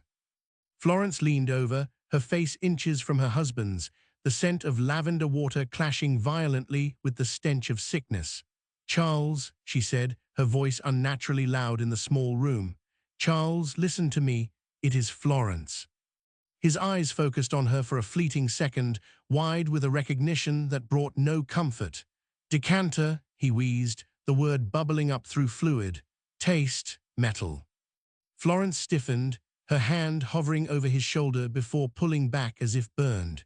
She looked at Harrison, her expression unreadable, a mask of porcelain cracked by a single tremor in the lower lip. "He knows," she whispered. "He knows nothing," Harrison lied, the words automatic, defensive. "It is delirium. The poison affects the mind." "It affects the taste," she corrected, her gaze dropping to her own gloved hands. "I taste it too, in the tea and in the air, for it is everywhere, George. We have breathed it in until it is part of us." The gaslight chose that moment to surge, the flame rising high and thin, casting elongated shadows that danced wildly across the ceiling, transforming the familiar moldings into grasping claws. In that harsh illumination, Florence's face looked skeletal, the skin drawn tight over bone, her eyes dark pits of exhaustion. She swayed slightly, the corsetry refusing to yield even as her strength failed, forcing her to grip the bedpost for support. "Sit down," Harrison commanded, reaching for a chair. "I will not sit," she said, straightening with an effort that made her breath hitch. "I will not give them the sight of a collapsed wife. I will stand until he is gone." Charles cried out again, a sound that was half sob, half scream, his legs kicking against the sheets. Harrison grabbed the man's shoulders, trying to pin him, but the strength of the dying was terrible, fueled by the final spasms of a nervous system under siege. "Send for Gull," Florence said, her voice cutting through the noise. "Gull is drinking wine," Harrison spat, his muscles straining to hold the thrashing limbs, "and he will not come for this, for he comes only for the death, not the struggle." "Then let him find us ready," she replied, turning away from the bed to face the door, her back rigid, her hands once again clasped in front of her, hiding the tremor that racked her frame. "Let him see that we did not falter." The room seemed to shrink, the walls closing in as the shadows lengthened, the flickering light making it impossible to distinguish where the furniture ended and the darkness began. Harrison looked from the dying man to the standing woman, realizing with a cold clarity that the battle was no longer against the poison, but against the story that would be told when the breathing stopped. He released Charles's shoulder, watching the man collapse back into the pillows, gasping for air that would not come, and knew that the silence waiting in the corridor was already sharpening its knives. "Pray," Harrison said, the word feeling useless, hollow. Florence did not bow her head. She stared at the door, waiting for the handle to turn, waiting for the world to rush in and judge them both. "God left this house 3 days ago," she said quietly. "We are alone with the tincture now." Outside, a carriage wheel crunched on the gravel, slow and deliberate, signaling an arrival that neither of them had summoned, yet both had expected. Harrison moved to the window, peering through the gap in the curtains, while Florence remained fixed by the bed, a sentinel guarding a tomb that was not yet sealed. The gas jet hissed, dimmed, and then steadied, casting a pale, sickly light over the scene, illuminating the broken glass, the stained sheets, and the two figures who would soon have to explain how a man came to drink death in his own home. Harrison turned from the glass, the curtain slipping from his fingers to fall in heavy folds that swallowed the sound of the carriage wheels below. The arrival meant nothing, not yet. The only verdict that mattered waited on the pillow behind him, where Charles's breath hitched like a saw catching on wood. Florence had not moved. She stood as though nailed to the carpet, her spine a rod of iron encased in black wool, facing the dying man without flinching. "Come," Harrison said. He did not wait for consent. He took her elbow, his grip firm enough to bruise, and guided her towards the door. She resisted for a heartbeat, a subtle locking of joints, before yielding to his pressure with the stiffness of an automaton winding down. They stepped onto the landing, pulling the door shut until only a crack remained, widening the gap between themselves and the rattling exhale from within. The gas jet here had been turned low, a blue cone of flame that cast more shadow than light against the wallpaper's floral pattern. Roses bloomed in the dark, distorted by the flicker into thorny vines that seemed to creep along the ceiling. Harrison released her arm. The space between them widened, measured in inches, but felt as a chasm, filled with the unspoken weight of the letters burning in the grate downstairs and the years of affection that had curdled into this shared complicity. "They will ask about the correspondence," Harrison said, his voice low, barely disturbing the dust motes dancing in the stale air. Florence looked at the closed door, not at him. Let them ask. They will assume collusion. A woman does not burn evidence unless she fears what it contains. Then they assume correctly. She turned finally, her face pale in the sulphurous glow, the shadows carving hollows beneath her cheekbones that made her look older than her 30 years. I feared what it would do to you, George, not to me, to you. He leaned back against the banister, the wood cold through the fabric of his coat. His hands trembled, a betrayal he hid by shoving them into his pockets, fingers curling around the stem of his watch chain until the metal bit into his palm. Protecting her had become a series of small surrenders, each one stripping away his professional armor until he stood as exposed as she was, vulnerable to the same rumors that would circulate like currency in the clubs of Pall Mall by morning. My reputation is secondary to the truth, he lied, the words tasting of ash. Segment 1, no, Florence stepped closer. Need to keep no, and the stepping closer. Current, no, Florence stepped closer, the rustle of her skirts the only sound in the house besides the distant, wet struggle of her husband's lungs. Revision idea, combine or rearrange to vary flow. Draft, no.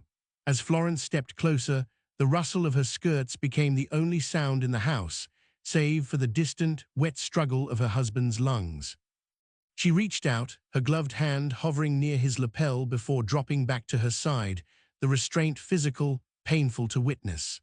They stood in the half-light, two figures bound by a history that could not be acknowledged without destroying them both, listening to the rhythm of a life eroding behind the wood paneling. Harrison watched the pulse in her throat, fluttering like a bird trapped in a cage, and knew that whatever happened next, the narrative was already written by men who would never understand the suffocation of her existence.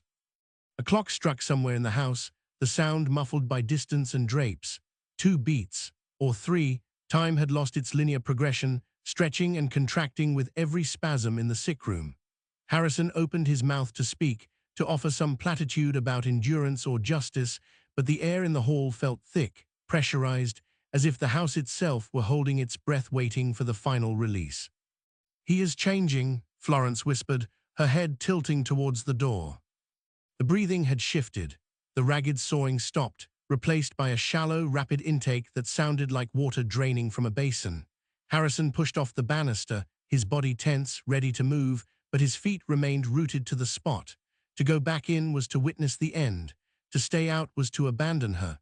The conflict locked his muscles, freezing him in the corridor, while the woman he loved walked towards the tragedy alone.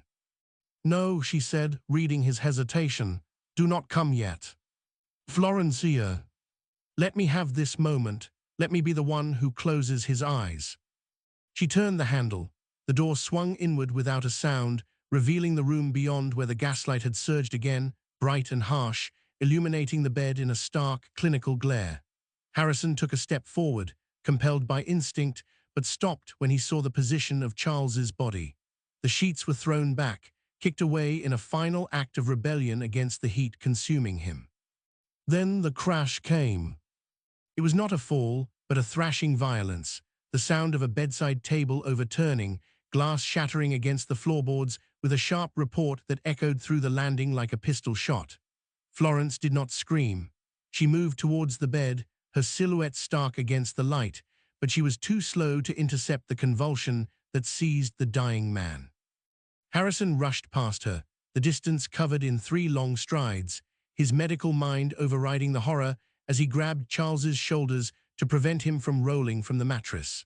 The skin was clammy, slick with sweat that smelled of sour fermentation, and the muscles beneath were rigid, locked in a titanic grip that no amount of laudanum could loosen. Hold his head, Harrison barked, though he knew there was no one left to command but himself. Florence was there, her hands gripping the man's wrists, her strength surprising, fueled by a desperate need to anchor him to the earth. Charles's eyes were open, staring at the ceiling, seeing nothing, his mouth working silently as if trying to form a word that had no shape. The spasm racked him, a violent arching of the back that lifted him clear of the pillows, then dropped him back with a thud that shook the bed frame. It is ending, Florence said, her voice flat, devoid of the tremor that had shaken her in the hall. Harrison checked the pulse at the neck, finding it thready and irregular as it skipped beats like a stone across water. His gaze drifted to the overturned table, settling on the shattered decanter lying among shards of glass, while the spilled liquid darkened the wool carpet. Whether antimony or arsenic, the label did not matter now, for the effect was absolute. "Stay back," he warned, seeing her lean closer. "I will not leave him." She pushed past his arm, placing her hand on Charles's forehead, smoothing the hair back from the damp skin in a gesture of domestic tenderness that clashed violently with the agony of the death. "Charles, it is done." The thrashing ceased as abruptly as it had begun. The body settled into the mattress, the tension draining out of the limbs until they lay heavy and still. The only sound remaining was the hiss of the gas jet, steady and indifferent, and the low rumble of the carriage waiting outside, its driver impatient for a fare that would never come. Harrison straightened, his back cracking with the effort, and looked at Florence. She did not weep. She stared at the stillness, her hands resting on the dead man's chest, feeling for a beat that would not return. "He is gone," she said. Harrison nodded, the motion mechanical. He reached for the sheet, pulling it up over the face, covering the expression of pain that remained etched into the features. The room felt smaller now, the walls closing in around the three of them, the living and the dead. Outside, the carriage wheel crunched again, a reminder that the world continued to turn regardless of the silence that had just fallen over the priory. "Lock the door," Harrison said, turning towards the corridor. "Do not let anyone in until Gull arrives." Florence did not move. She kept her hand on the covered face, a sentinel guarding the mystery that would now belong to her alone. "Let them come," she said quietly. "Let them see what their suspicion has wrought." Harrison paused at the threshold, looking back at the rigid figure in black, knowing that this was the moment the trial truly began, not in the courtroom, but here in the gaslit room where the truth lay buried under the sheets. He stepped out into the hall, leaving her with the body, and listened to the silence settle over the house like dust. The air in the bedroom tasted of stale lavender and something sharper, a sour fermentation that clung to the back of the throat. Florence sat rigid in the high-backed chair, the whalebone of her stays digging into her ribs with every shallow breath she dared to take. Outside, the rain had stopped, leaving only the drip of water from the eaves onto the gravel path, a rhythmic ticking that matched the clock on the mantel. Charles thrashed. His hand slipped from the sheet, fingers clawing at the quilt as if trying to grasp a rope thrown from a sinking ship. Florence reached for him, her own fingers stiff, the black crepe of her sleeve scratching against his damp skin. He did not know her. The eyes rolled back, showing only the wet white beneath, and a groan bubbled up from a chest that seemed too narrow to hold the noise. "He speaks of poison," Florence said. Sir William Gull stood by the fireplace, his silhouette cut sharp against the flickering gaslight. He did not turn. The flame hissed, casting long, dancing shadows that made the physicians look like giants looming over the bed. Dr. Harrison paced near the window, stopping only to adjust the cuff of his shirt, a nervous tic that had developed over the last 12 hours. "He speaks of pain, Mrs. Bravo," Gull said. "Delirium assigns shape to suffering. It is not testimony. He names the decanter." Harrison turned from the window, his face pale in the gloom. The gas jet sputtered, dimming for a second before flaring bright again, illuminating the sweat on his upper lip. "Charles is in agony, Florence. Do not attach meaning to the ravings of a man drowning in his own fluids." "I attach meaning to what I poured." The words hung in the heavy air, louder than the clock. Gull finally turned, his expression smooth, unreadable as polished stone. He stepped away from the fire, the heels of his boots clicking on the floorboards. The sound was precise, clinical, marking out the space between them like a surveyor's chain. "You poured what was prescribed," Gull said. "We have established this. To revisit it now is to indulge in hysteria." Florence tightened her grip on Charles's wrist. The pulse there was erratic, fluttering like a bird trapped in a cage. She could taste it again, that coppery tang, as if the antimony had volatilized and settled on her own tongue. It was in the dust motes dancing in the light, in the steam rising from the basin on the washstand. The boundary between the bottle and the body had dissolved. "He knows," she said. Who knows? Harrison asked, moving closer as he reached for the bottle of laudanum on the table. His hand hovered over the glass, then withdrew. There is no one here but us. Someone else was here. Gull sighed, a short exhalation of patience worn thin. He walked to the bedside, looking down at Charles with the detached interest of a man examining a faulty mechanism. The gaslight caught the gold of his watch chain, a bright slash against the black of his coat. There is a servant outside. There is a nurse in the hall. There is no conspirator in the room. Not in the room. Florence loosened her grip on Charles, smoothing the sheet over his heaving chest.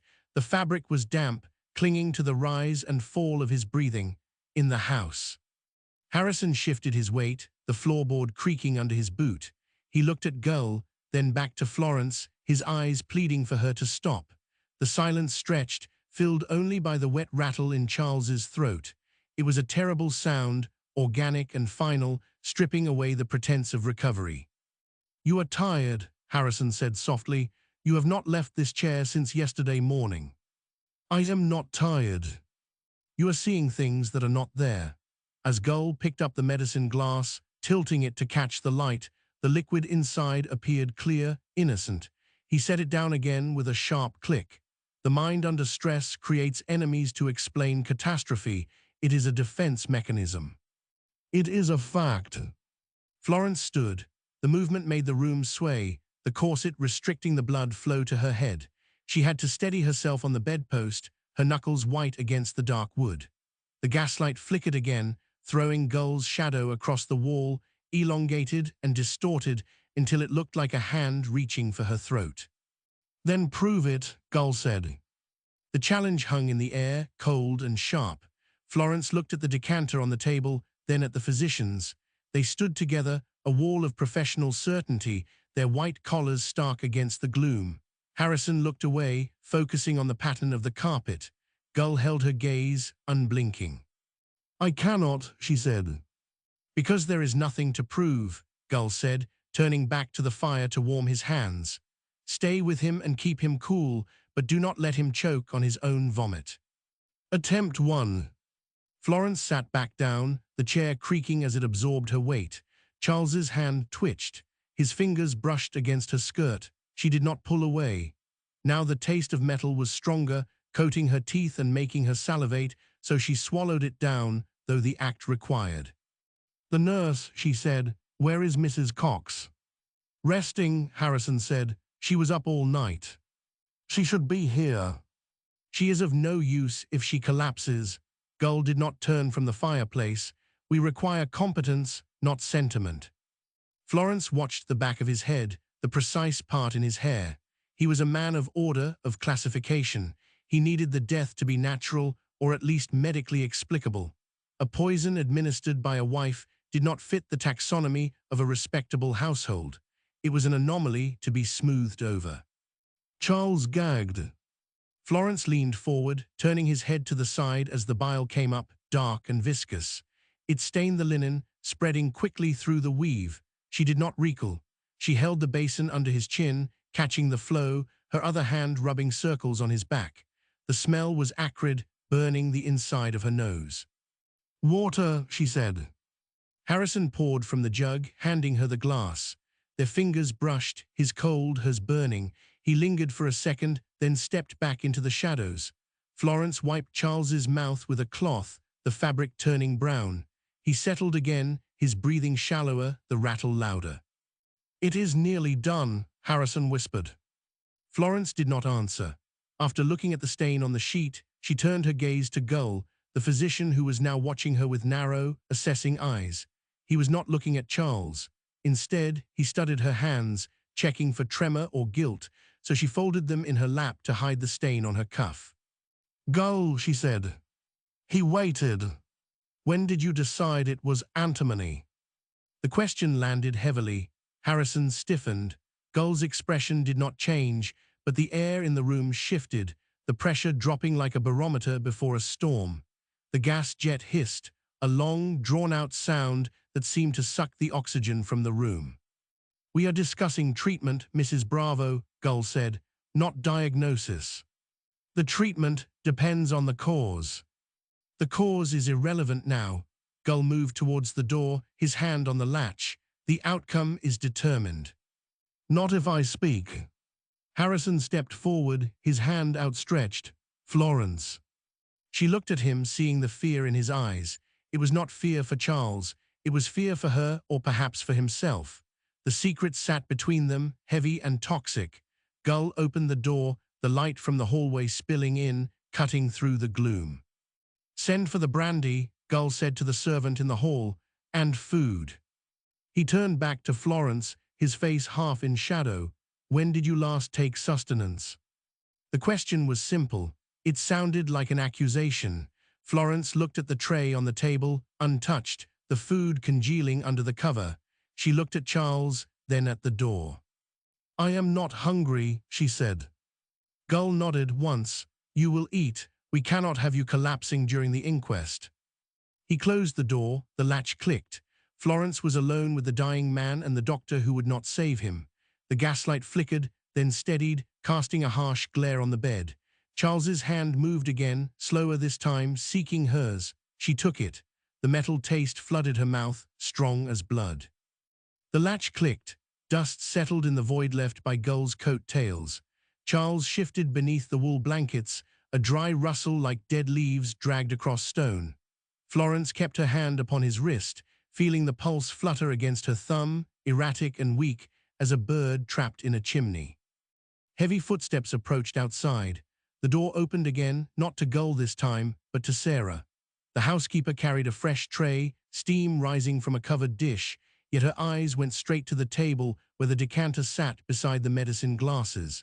She set the tray down with a clatter that made Florence flinch, the sound too loud for the sick room, too deliberate. Sir William said to clear the waste, Sarah muttered. She reached for the basin of vomit first, lifting it with 2 fingers as though it might burn. The smell rolled off the linen, sour and sharp, invading the space where the lavender water had barely masked the decay. Florence watched the maid's hands move to the decanter next. Crystal caught the gaslight, throwing a prism across the ceiling, beautiful and useless. Leave that, Florence said. Her voice came out flat, stripped of authority. Sarah paused, hand hovering over the neck of the bottle. The housekeeper's face remained blank, a mask of servant's obedience that hid whatever judgment she carried in her heart. Orders, ma'am. Gull spoke of food. He spoke of cleanliness too. Sarah wrapped her hand around the glass. Can't have mess lying about when the end comes. Florence tightened her grip on Charles's wrist. The skin felt cool, damp with a sweat that did not evaporate. She wanted to stand, to snatch the decanter back, to lock it in the drawer where the letters used to be before she burned them. The stays around her ribs constricted, the boning digging into her flesh whenever she drew a full breath. To rise would be to admit weakness, to show that her legs might buckle under the weight of the black crepe skirts. It contains evidence, she said. Sarah did not pause, lifting the decanter so the liquid inside sloshed gently, amber and innocent. It contains poison by all accounts. She added that it was best out of the room. Who said that? Everyone knows. Sarah turned, the crystal glinting in her grip, and walked towards the door. Florence tracked the movement, her neck stiff, unable to twist fully without pain. The maid vanished into the hallway, taking the only physical proof of what had passed Charles's lips into the dark of the house. The door remained open this time, a slit of yellow light cutting across the carpet. Charles groaned, his head rolled on the pillow, the sweat matting his hair to his forehead. He mumbled something about horses, about a racecourse, about a debt unpaid. Florence leaned closer, straining to catch the words, but they dissolved into guttural noises, the language of a body shutting down. She reached for the water jug Harrison had left, pouring a little onto a cloth to dab his lips. The fabric came away stained with bile. A clock chimed somewhere in the hall, 2 strokes. The night stretched out, elastic and unbreakable. Footsteps returned. A different servant this time, a boy with a tray of brandy and beef tea. He set it down near the fire, avoiding her gaze, his eyes fixed on the pattern of the rug, as if looking up might infect him with the mortality in the bed. Florence ignored the food. The smell of beef fat turned her stomach, mixing with the acrid tang of the sickness. Her own throat felt closed, the metal taste coating her tongue again, thick as a penny held under the skin.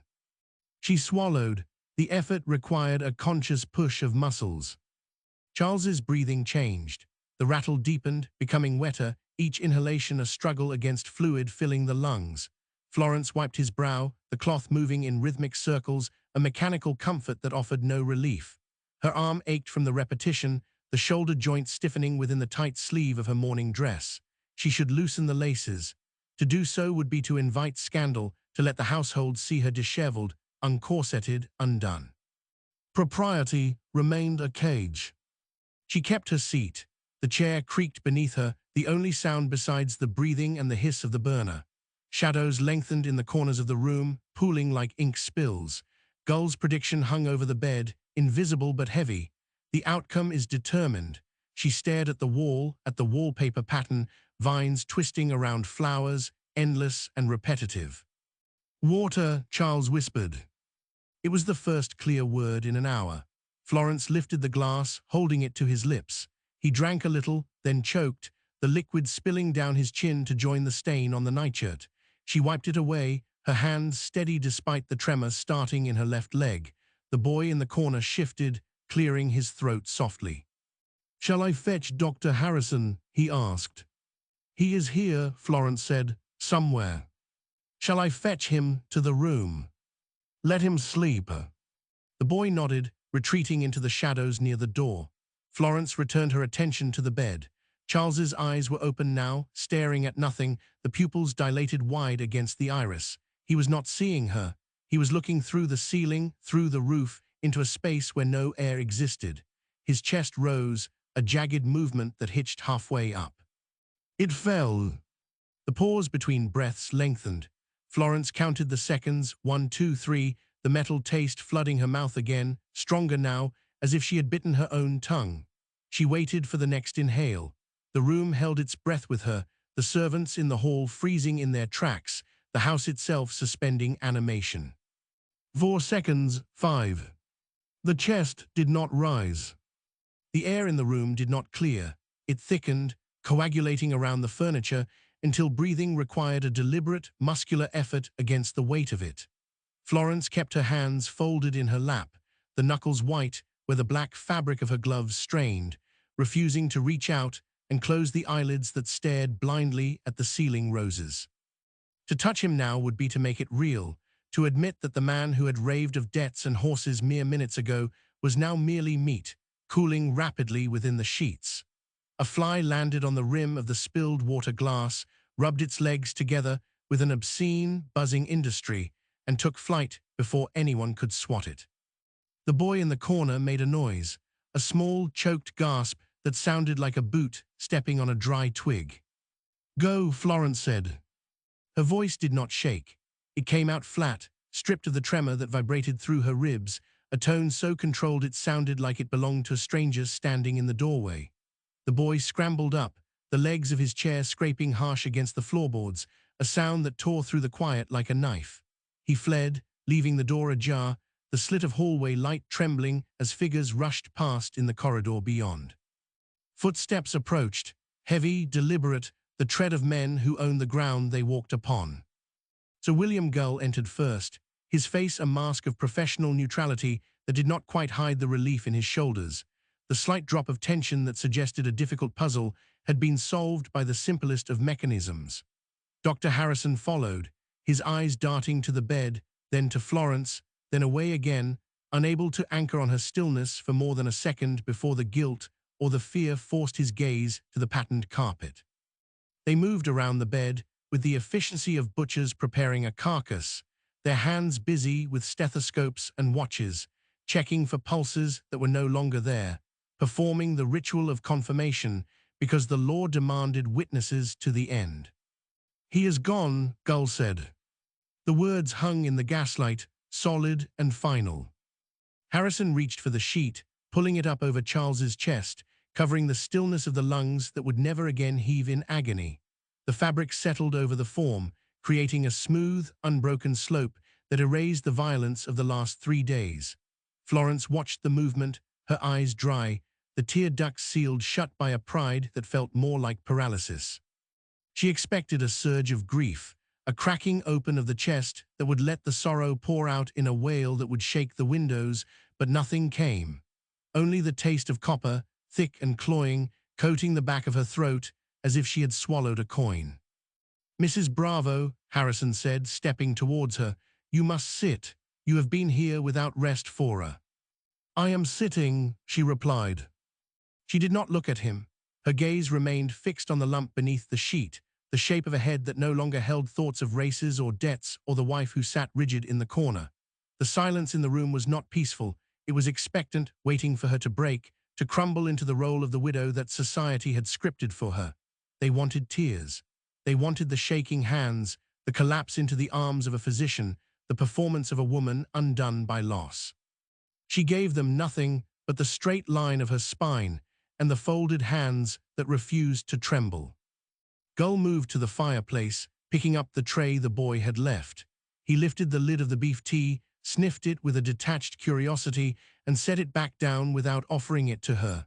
The smell of the cooling fat turned her stomach, a wave of nausea that she swallowed back down with the metallic taste. "The decanter," Gull said, turning from the fire. "Where is it?" "Removed." "By whom?" "Zero."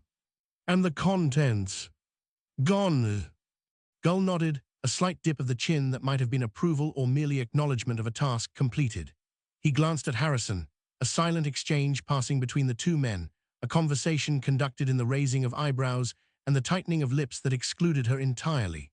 They were already constructing the narrative, weaving the threads of the evening into a story that would protect the household, or perhaps protect themselves, from the ugliness of a poison that had no clear source. "You should eat," Harrison said, his voice soft, pleading. "Florence, please, you have not taken sustenance since morning." "I am not hungry." "You will faint." "Then I shall fall."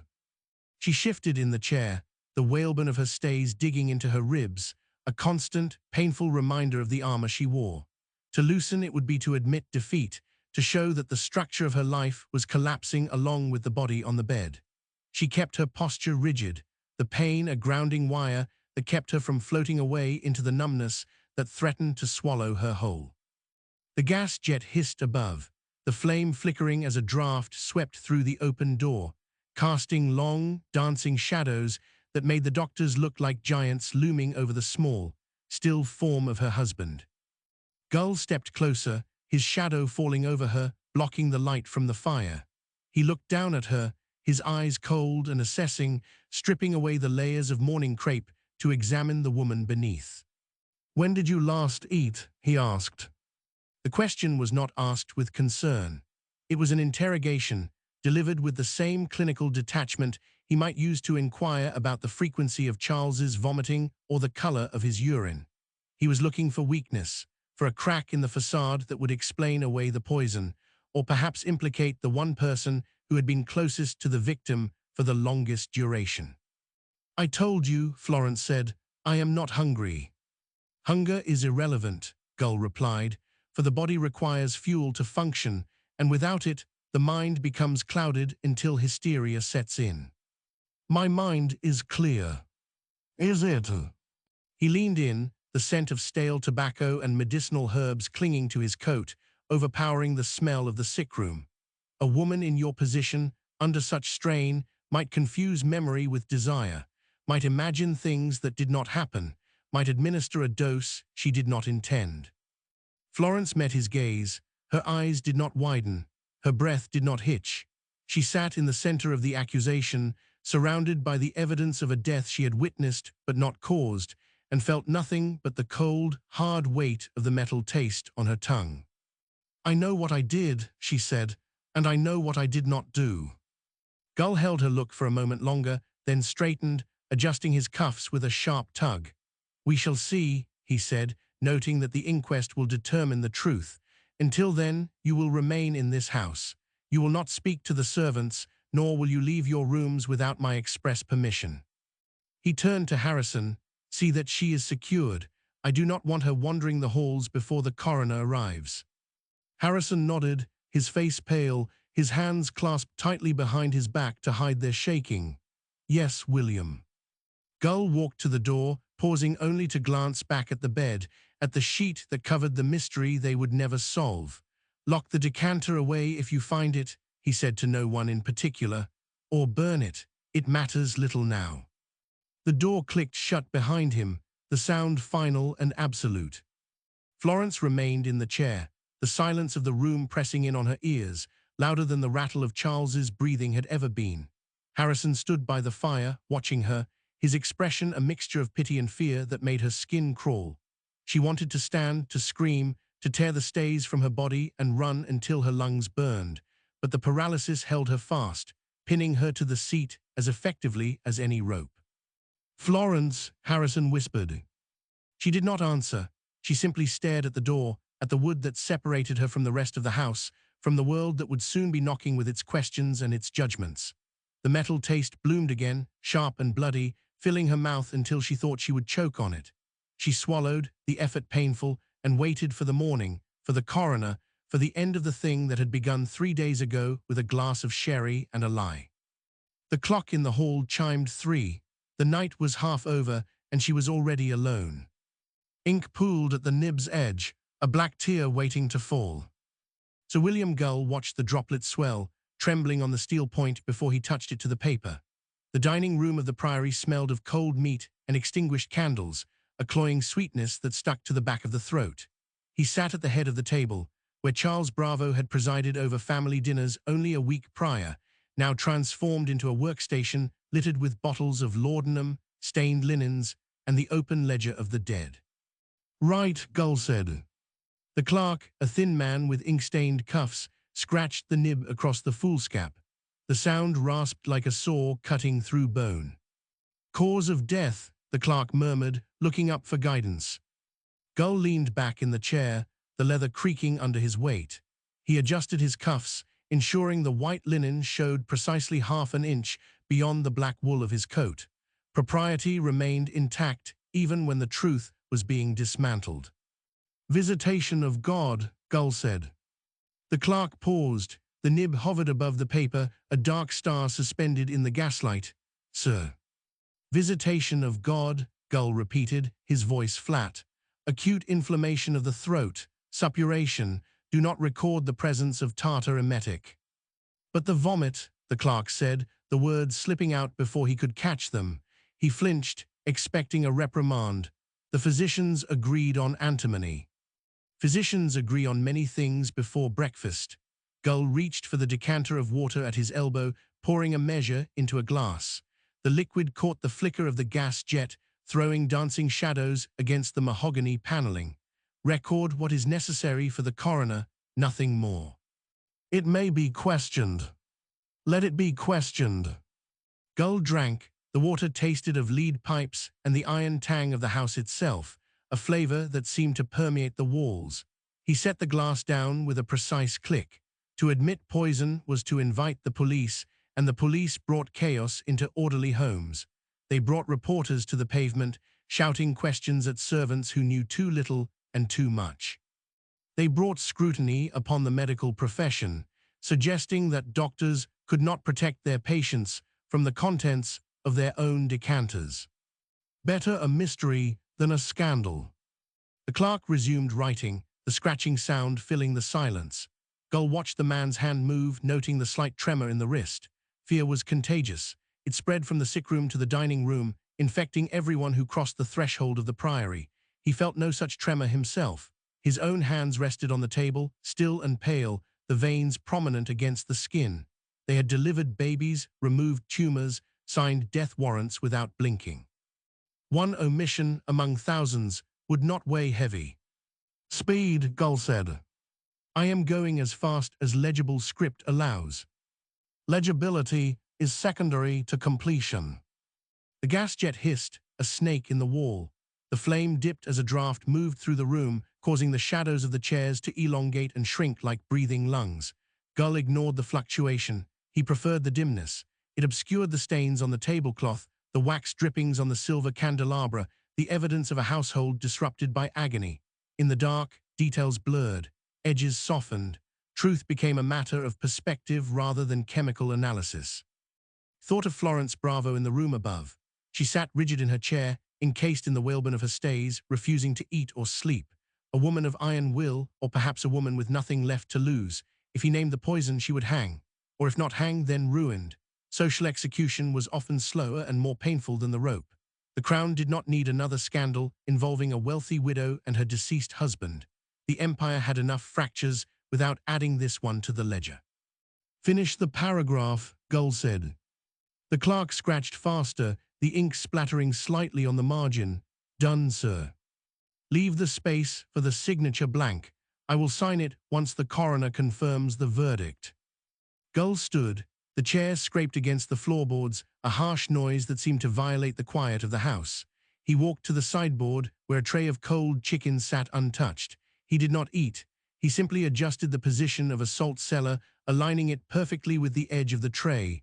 Order, that was what he provided. Not health, not justice, but order. "You may go," Gull said. "Leave the papers." "The payment, sir." "Collect from the steward in the morning." The clerk gathered his things, shoving the spare nibs into a leather case. He hesitated at the door, looking back at the tall figure standing by the sideboard. Will it be enough? The wording. "It will be what is recorded." The clerk nodded, understanding the finality in the tone. He slipped out into the hallway, closing the door softly behind him. Gull was alone.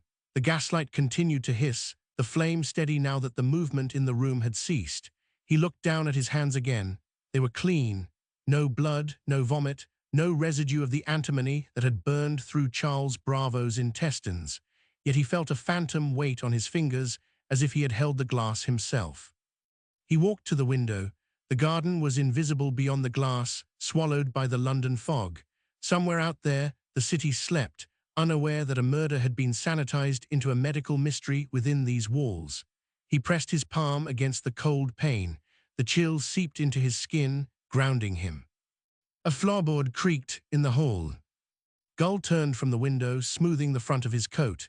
He knew the step. Heavy, hesitant, dragging slightly on the left heel. Harrison, the junior colleague who had called him here, who had looked to him for salvation and found only containment. "Come in," Gull said. The door opened. Harrison stood on the threshold, his face gray in the gaslight, his eyes rimmed with exhaustion. He held a candlestick, the flame trembling in his grip. "She is secured," Harrison said. "Good. William, the clerker." "The clerk has been dismissed." Harrison stepped into the room, closing the door behind him. The shadows shifted, wrapping around his shoulders like a cloak. And the notes. "Completed." Harrison moved closer, the candlelight illuminating the deep lines around his mouth. He looked like a man who had aged 10 years in 3 days. "Did you mention the antimony?" "I mentioned what was required." "That is not an answer." "It is the only answer you will receive." Gull walked past him towards the door. He paused, placing a hand on Harrison's shoulder. The fabric of the junior doctor's coat was damp with sweat. "Go home, George, sleep. The inquest will require you to be coherent." "And Florence?" "Florence will remain where she is. She cannot stay in that room forever. She will stay until I say otherwise." Gull removed his hand. He opened the door, stepping into the hallway where the clock chimed 4.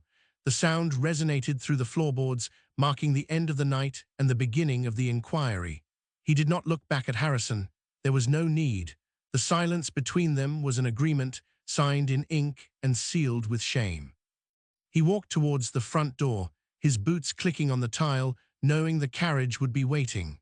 Though the morning air would be cold, it would be clean and far better than the air in this house. The front door latch clicked, a sharp metallic snap that severed the connection between the house and the street. Gull did not wait for the footman to emerge from the shadows of the scullery, nor did he pause to check his reflection in the hall mirror where the silvering had begun to rot at the edges. He pushed the heavy oak panel open himself, stepping out onto the gravel drive where the fog hung low and thick, a grey wool blanket smothering the gas lamps that lined the path. The air tasted of coal smoke and damp earth, far preferable to the sweet, cloying scent of camphor and decay that permeated every room behind him.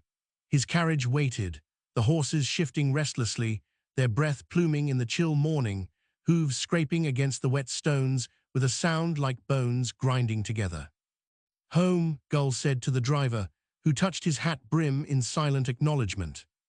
The door slammed shut, enclosing him in the leather-lined box, cutting off the view of the Priory's dark windows. He leaned back against the squabs, feeling the suspension creak as the wheels began to turn, crunching over the gravel before hitting the smoother rhythm of the road. Inside his coat pocket, the folded paper with the blank space for his signature felt heavy, a physical weight pressing against his ribs, though it weighed nothing more than a few grains of rag pulp. He closed his eyes, but the image of Harrison's face remained, the grey pallor of a man who knows he has sold his conscience for the price of professional survival. It was a necessary transaction. The world relied on such exchanges, the quiet swapping of truth for stability, the burial of scandal beneath the respectable weight of medical opinion. Without men like him to draw the veil, society would tear itself apart over every sordid secret hidden behind a drawing-room door.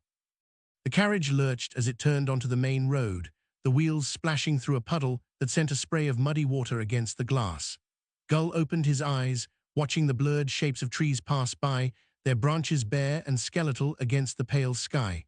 He thought of Florence Bravo, sitting alone in that room with the body of her husband cooling beneath the sheets. She would not weep, she would not scream. She would sit in that chair, rigid in her black crepe, waiting for the next instruction, the next command, the next lie to be told on her behalf. Her silence was her armor, but it was also her cage.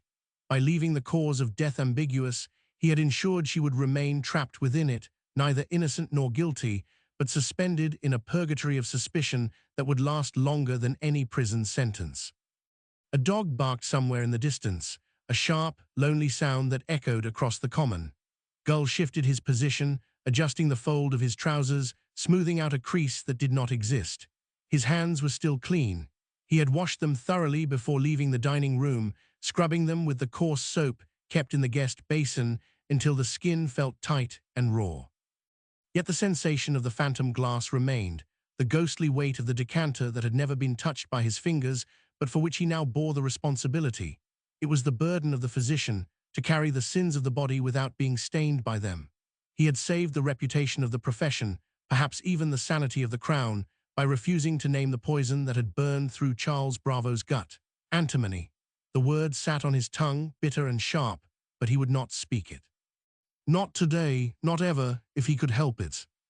The carriage slowed as it approached a crossroads, the driver urging the horses into a walk to navigate the uneven cobbles. Gull looked out the window, seeing the first signs of life in the city, a milkman delivering his cans, a woman sweeping the step of a shop, a stray cat darting across the pavement. They knew nothing of the drama that had unfolded in Balham, of the 3 days of agony and the final, quiet sanitization of a murder. Their world continued, orderly and predictable, because men like Gull ensured that the fractures were filled, the cracks plastered over, the ugly truths smoothed into acceptable narratives. He felt a surge of cold satisfaction, a grim pride in the efficiency of his work. Chaos had been averted, order restored. "Move on," Gull called through the speaking tube, his voice flat and devoid of urgency. The wheels picked up speed again, the rhythmic clatter lulling him into a state of detached reverie. He would return to his townhouse, drink a cup of strong tea, and perhaps read the morning papers before attending to his regular patients. There were births to oversee, tumors to remove, fevers to break. Real work. Important work.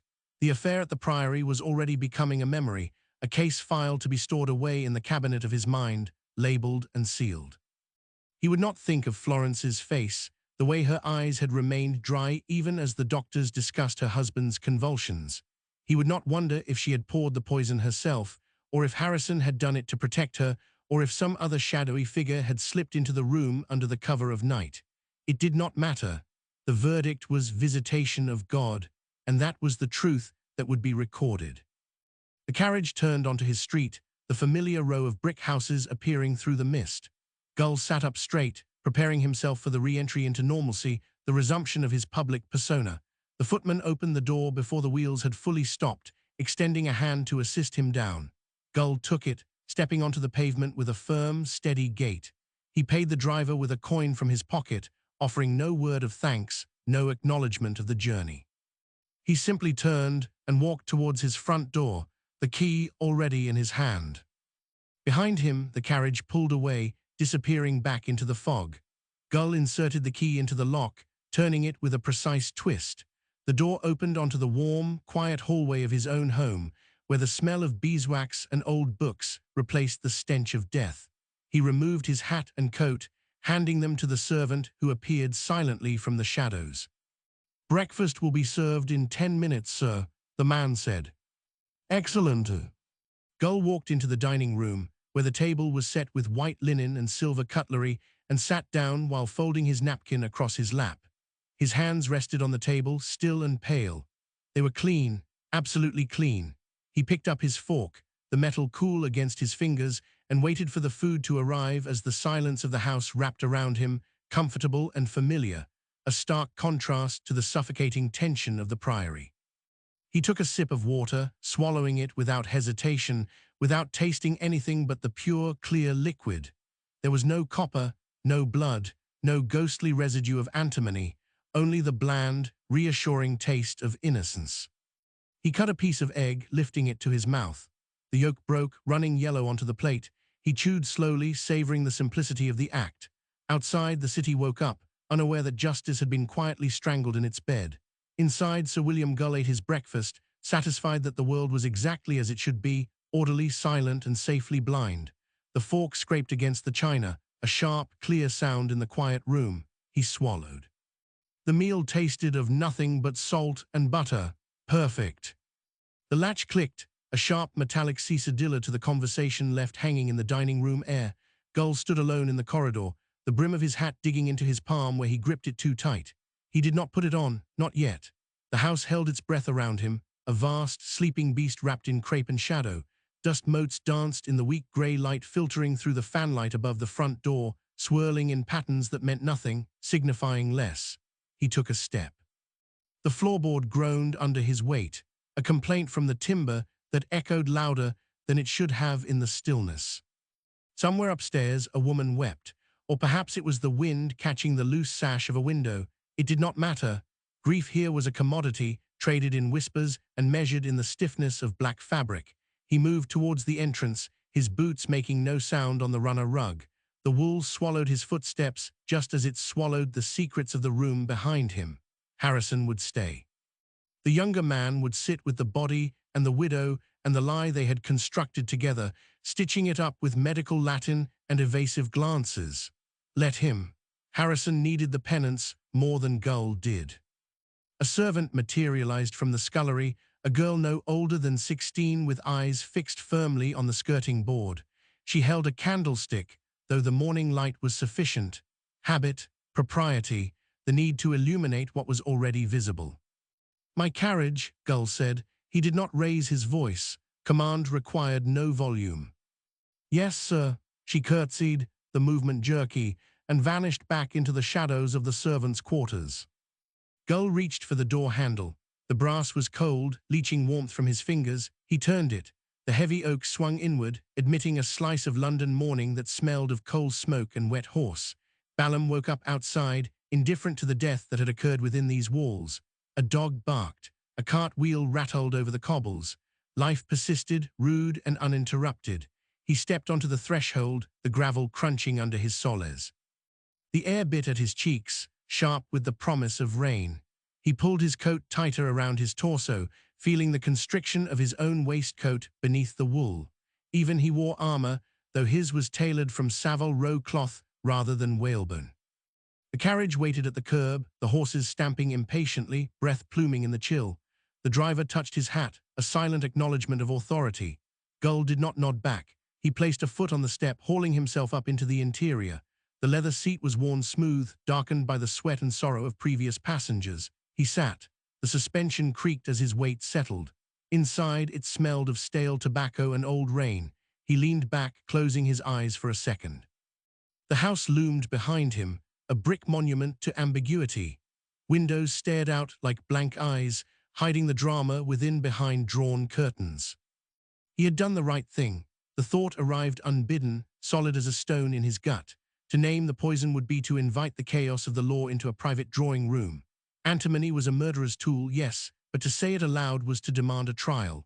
A trial would drag Florence Bravo's name through the mud, expose her correspondence, her past, her vulnerabilities.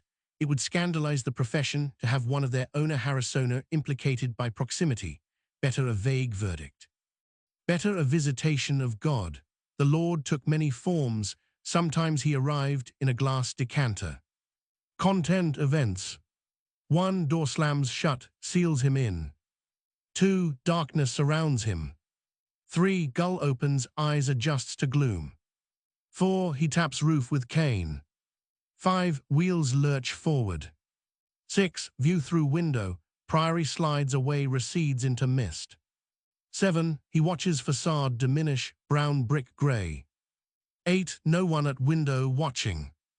9. No hand waving from door. 10. Interpretation, leaving tomb not home. 11. Carriage speeds up, hooves clatter, filling silence, no conversation. He smoothed his trousers, removing a crease that had formed during the sit. His hands were steady. They did not tremble. He had seen death before, plenty of it. Cholera in the East End, fever in the boarding houses, accidents in the factories. This was different. This was death managed, curated, filed away under a convenient label. He felt no guilt.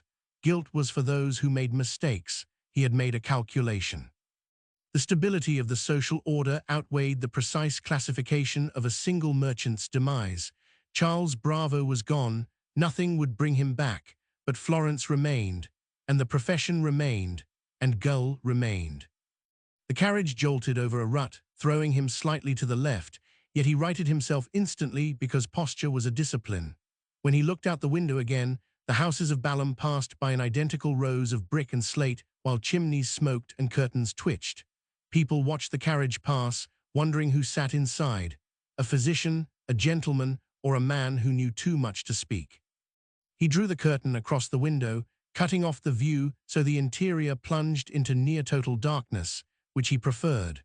Light revealed too much, whereas shadows concealed the edges of things and softened the hard lines of truth. He thought of Harrison's face when the instruction was given. The younger doctor had pails, a flush rising on his neck that he tried to hide by adjusting his cravat. Harrison understood. He might not like it, but he understood. To protect the woman was to protect the system that allowed her to exist. If she fell, others might tumble with her. Reputation was a fragile ecosystem. One stone cast into the pond created ripples that reached shores far removed from the impact. Gull would not be the one to cast the stone. Let the coroner's jury puzzle over it. Let them return their open verdict. Let the rumors swirl in the taverns and the drawing rooms. Rumors faded, records remained, and the record would say natural causes. The carriage slowed as they approached the main road, and Gull sat up straighter. He would go home to wash the smell of the sickroom from his skin, then he would eat. This routine was a shield. As long as he kept to the schedule and the known patterns of his day, the anomaly of the Priory could be contained. It was a box he could close, for he had the key. When he turned the handle of his briefcase, it locked with a snap that sounded final. Inside lay his notes, where the words were chosen carefully. There was no mention of tartrate or the decanter, only symptoms and decline, just the inevitable end of a constitution weakened by excess. He leaned forward, tapping the roof again. Faster, he wanted to be away. The house was behind him now, but the feeling of it clung to his coat, a residue of the atmosphere inside. The air here was cleaner, thinner. He breathed it in, filling his lungs until they expanded fully against the constraints of his waistcoat. No obstruction, no poison, just the smog of London, honest and industrial. He settled back. The rhythm of the wheels became a lullaby. He closed his eyes. When he opened them, he would be on his own street. The matter would be settled, not resolved, settled. There was a difference. Resolution implied truth. Settlement implied agreement. They had agreed, him, Harrison, and the silence. The carriage turned a corner, the wheels banking sharply as Gull gripped the seat edge until his knuckles whitened, though he forced them to relax. Control was internal, not dependent on the road. He looked at his hands, seeing they were the same as always, pale, veined, and capable. They had saved lives, yet indirectly ended them by withholding the cure of truth. Folding them in his lap, one over the other, he sat still and waiting. The darkness of the carriage wrapped around him like a shroud, comfortable and familiar, for he was going home, while the dead could stay where they were. The room breathed, a low, wet sound made of hundreds of lungs drawing in the same stale air, exhaling judgment along with the carbon. Florence sat on a straight-backed chair that offered no concession to the spine, her hands folded in the lap of a skirt heavy enough to drown a child. Black crape scratched against her temples, a constant, itching reminder of the widowhood forced upon her before the body was even cold. She did not look at the crowd. To look would be to invite them in. Light from the gas burners overhead sputtered, casting long, dancing shadows that stretched across the wooden floorboards like reaching fingers.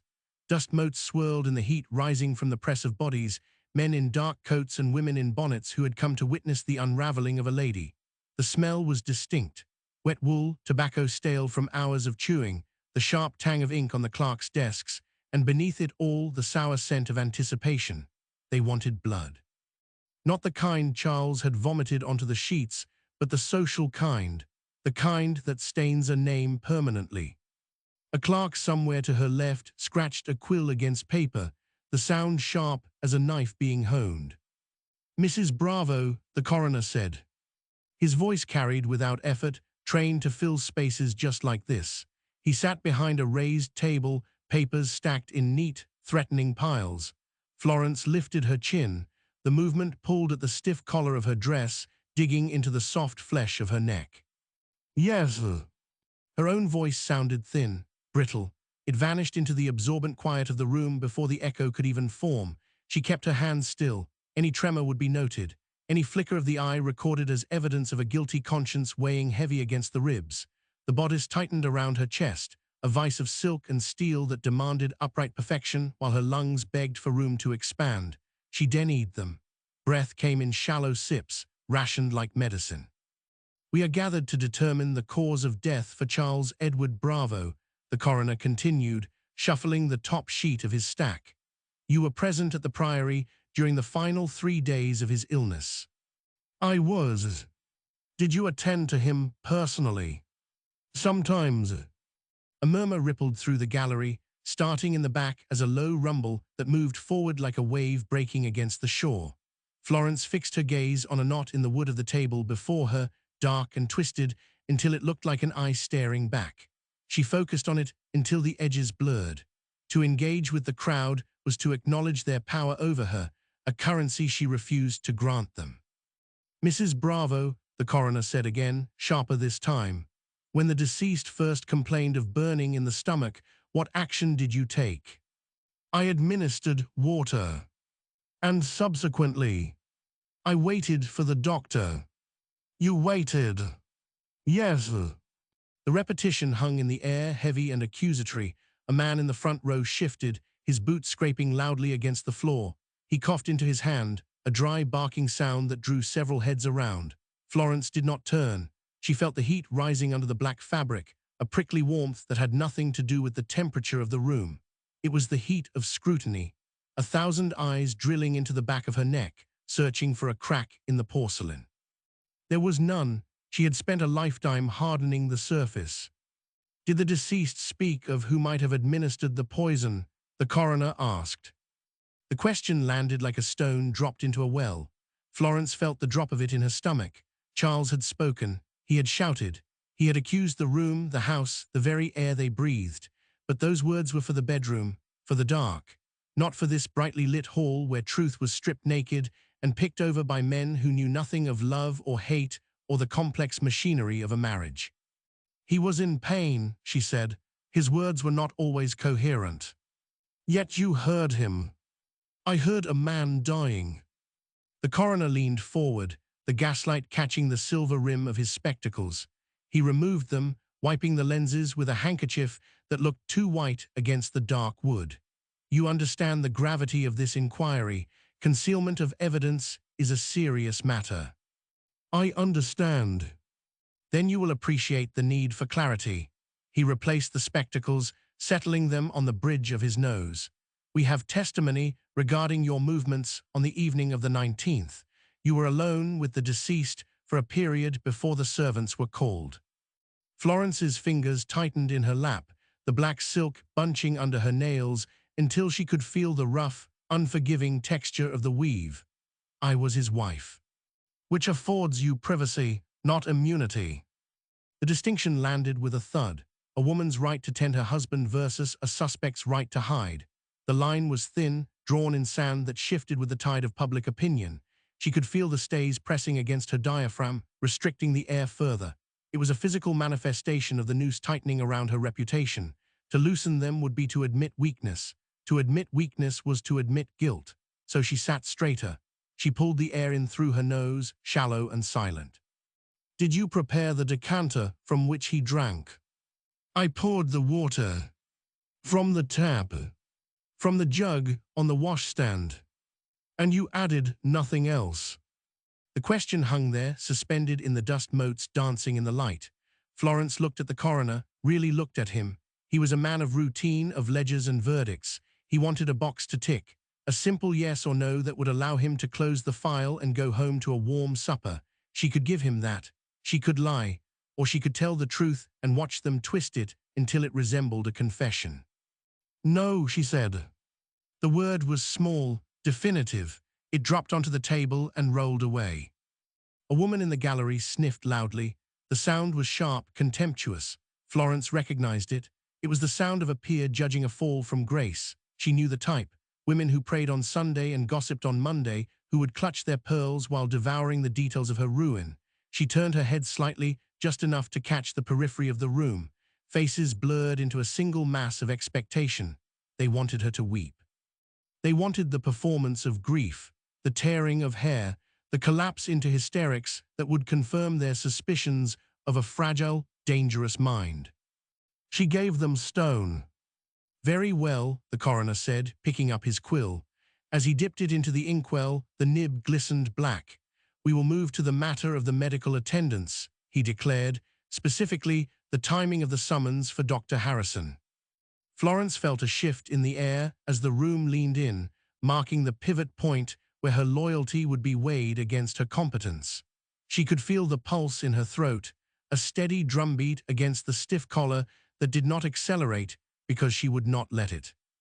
Dr. Harrison was called, she said, preempting the question, when it was clear the illness was serious. Clear to whom? To me. And yet there was a delay. There was a need for certainty. Certainty, the coroner repeated, testing the weight of the word. He wrote something down, the scratch of the nib loud in the sudden quiet. We will examine that certainty shortly, but first, there is the matter of the correspondence. Florence's breath hitched, just once, a tiny stumble in the rhythm. The coroner saw it. His eyes narrowed behind the lenses. He had smelt blood in the water. You burned letters, Mrs. Bravo. It was not a question. It was a statement of fact, delivered with the calm assurance of a man holding a winning hand. Florence looked back at the knot in the wood. It seemed to have grown larger, darker, swallowing the grain around it. I burned my own property, she said. Private letters. Personal matters. Regarding Dr. Harrison. The air in the room grew thick, heavy enough to choke on. Florence felt the crepe scratching her skin again, louder now, insistent. She could hear the blood moving in her ears, a low rush that drowned out the shifting of the crowd. They were waiting. Every person in that hall was holding their breath, waiting for her to deny it or admit it, waiting for the crack in the armor to finally show. She folded her hands tighter. The knuckles turned white against the black silk. That is irrelevant to the death of my husband, she said. We shall decide relevance, the coroner replied. He set the quill down. The click of wood on wood sounded like a gavel. Please explain the nature of the relationship. Florence looked up. She met his gaze without blinking. The gaslight flickered above them, casting a shadow across his face that made him look older, tired. Or perhaps she was the one who was tired. The vigil had lasted 3 days. This felt like the fourth, an extension of the dying that refused to end. Dr. Harrison is a physician, she said. He attended to Charles. Is that all? That is all that matters here. The coroner leaned back and folded his hands on the table, unconvincing. He looked like a man who had just found a loose thread and intended to pull it until the whole garment unraveled. Behind him, the clock on the wall ticked steady and relentless, measuring out seconds that felt like hours. "We will return to this," he said, "but first, I want to discuss the night of the poisoning. Content events to preserve." Florence feels coldness in stomach. Not due to room temperature. Metaphor coldness of a door closing. She looks at gallery for familiar face ally among strangers. She sees Mrs. Cox in third row. Mrs. Cox's hands clasped in lap, knuckles white. Eye contact. Florence expects support loyalty. She sees fear instead. Fear described as raw animal terror implying, "Do not drag me down with you." Mrs. Cox looked away. Florence turned back to the table. The wood felt solid under her hands, the only solid thing left. "Proceed," she said. The coroner picked up a new sheet of paper. The ink was still wet on the previous one, glistening under the gaslight. He cleared his throat. The sound echoed like a gunshot in the quiet hall. "Tell us about the decanter," he said. Florence opened her mouth, and the taste of copper flooded her tongue again, sharp and metallic like biting into a coin. She swallowed it down. "It was on the table," she said. "Who placed it there?" "I did." "Why?" "Because he was thirsty." The coroner paused, looking from her to the jury and back again before he smiled, a small smile devoid of warmth. "Thank you," he said. "That will be all for now." He gestured for her to step down, and Florence stood, her legs feeling stiff and unsteady as the blood rushed back into them, prickling like needles. She walked towards the door, the black skirts whispering against the floorboards while the crowd parted before her, not out of respect, but out of caution, as if she were carrying a contagion. She reached the door, her fingers finding the cold brass of the handle before she turned it. Outside, the air was cooler and darker. She stepped into the corridor and stopped, able to hear them starting up again behind her, the murmurs, the speculation, the feeding. She leaned against the wall. The plaster was rough against her shoulder. She closed her eyes. The taste of copper remained. It would not wash away. The plaster gritted against her shoulder blade, rough, unyielding. Florence kept her eyes shut, counting the seconds between the muffled noises leaking through the wood paneling. A chair scraped inside the hall. Low voices murmured, too indistinct to catch words but thick with intent. They were deciding. The jury, 12 men who had watched her hands, her face, the way she held her head when asked about the letters. She opened her eyes. The corridor stretched long and dim, lit by a single gas jet that hissed softly above. Shadows pooled in the corners, deep and stagnant. She pushed herself away from the wall. The movement tightened the whalebone of her stays, a familiar pinch beneath the ribs that reminded her of posture, of propriety, of the cage she wore beneath the black crepe. A door opened further down the hall. A clerk emerged, balancing a stack of papers against his chest. He saw her and stopped. His boots shuffled on the bare floorboards. "Mrs. Bravo," he said. He did not meet her eyes. He looked at her chin, then at the wall behind her head. "Is there news?" Her voice sounded flat, distant, as if spoken by someone standing in the next room. "The jury is retiring to consider their verdict. You are to wait here." "For how long?" "Until summoned." He shifted the papers. One sheet slipped, fluttering to the floor. He bent to retrieve it, clumsy in his haste. There was much discussion regarding the medical testimony. Regarding the delay. He stiffened, the paper crinkled in his grip. "I cannot say." "You need not." He nodded, a sharp jerk of the head, and hurried away.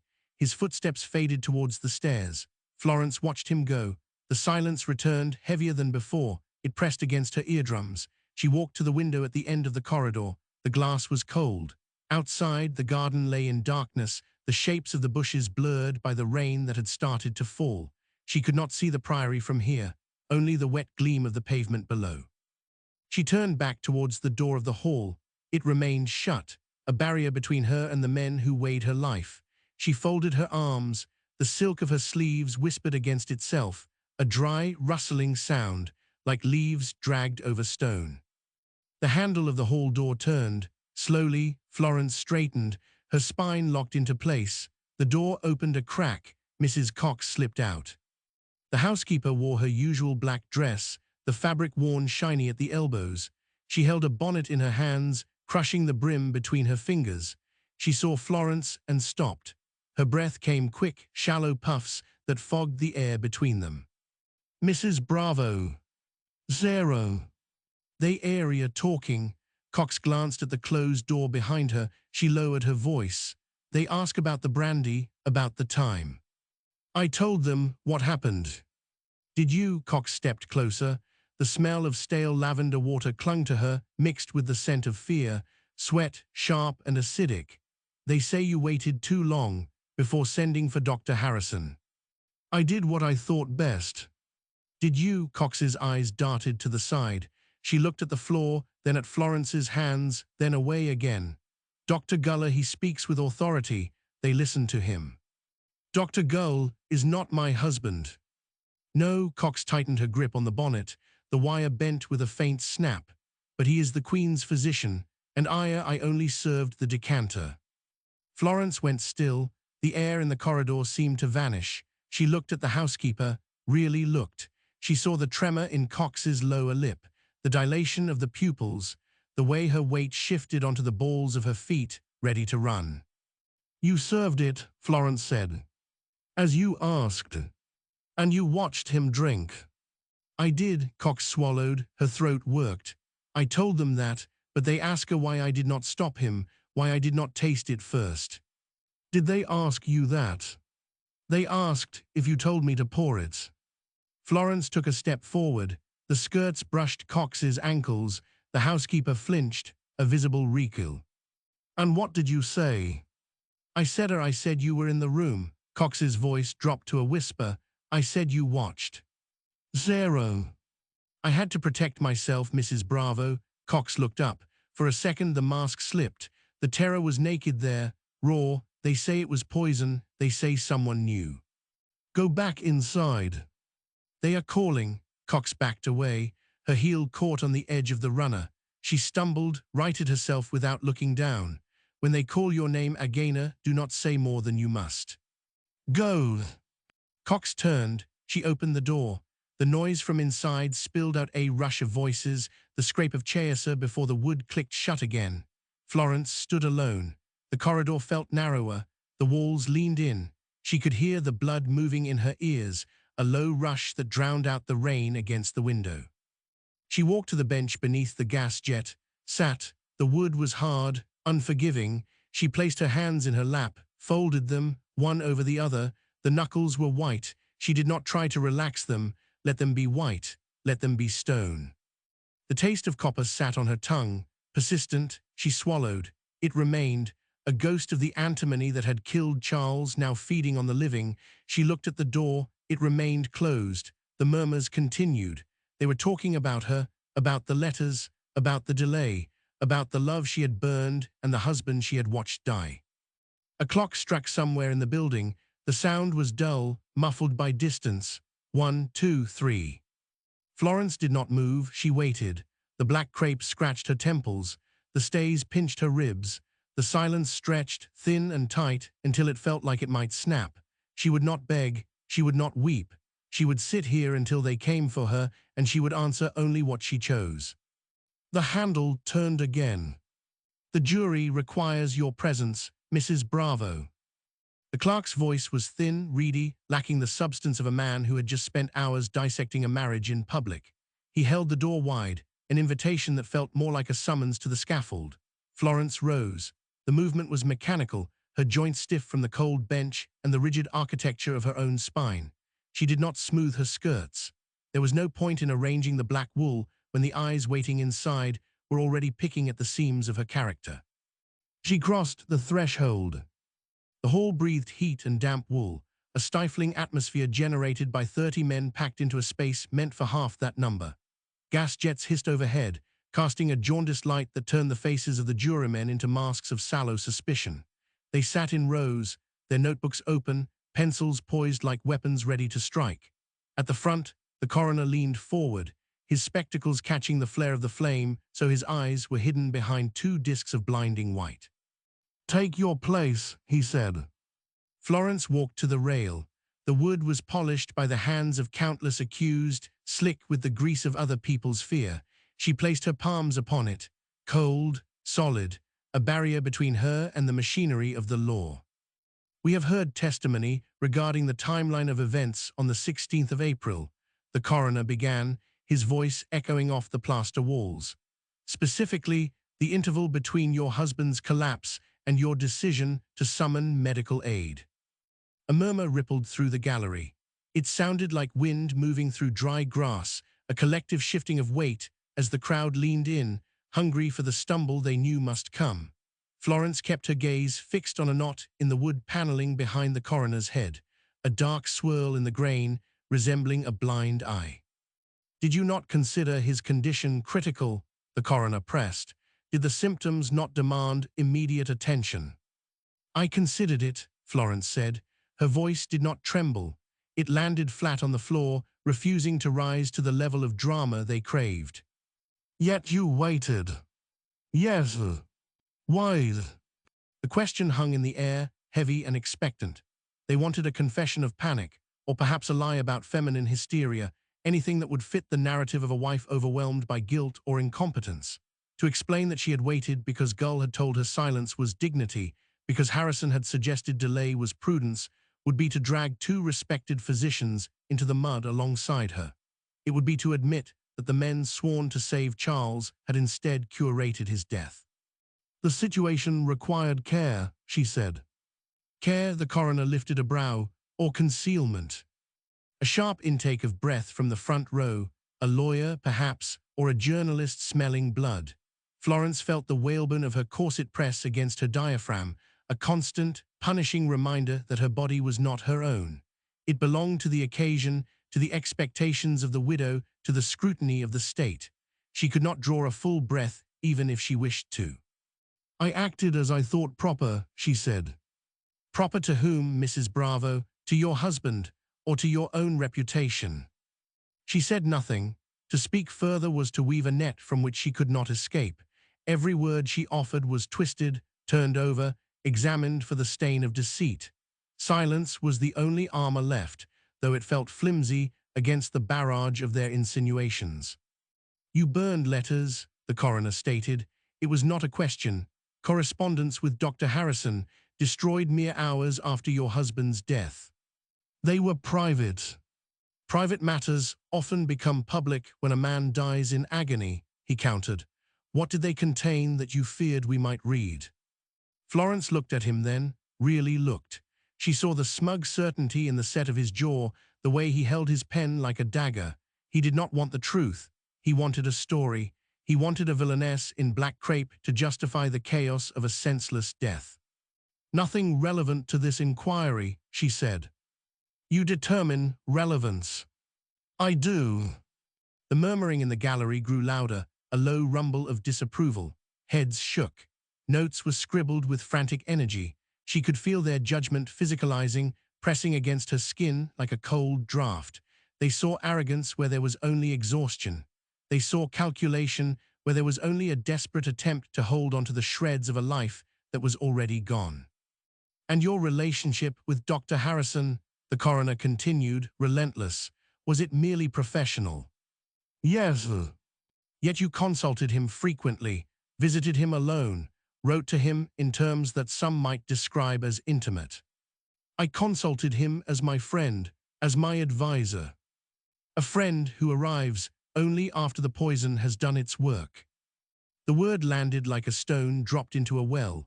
Poison, spoken aloud, confirmed by the authority of the court. The copper taste flooded her mouth again, violent and sudden, making her jaw clench. She swallowed hard, forcing the sensation down, refusing to let them see her gag on the accusation. Dr. Harrison did what he could, she said. Did he, or did he do what was necessary to protect you? I cannot answer for Dr. Harrison's motives. No, the coroner said, leaning back in his chair, the wood creaking under his shift in weight. It seems you cannot answer for much at all. He turned to the jury. You have heard the witness. You have observed her demeanor, cool, composed, unwilling to elaborate on the critical moments of her husband's suffering. Florence stood rigid. The gaslight flickered, casting long, dancing shadows that seemed to reach for her from the corners of the room.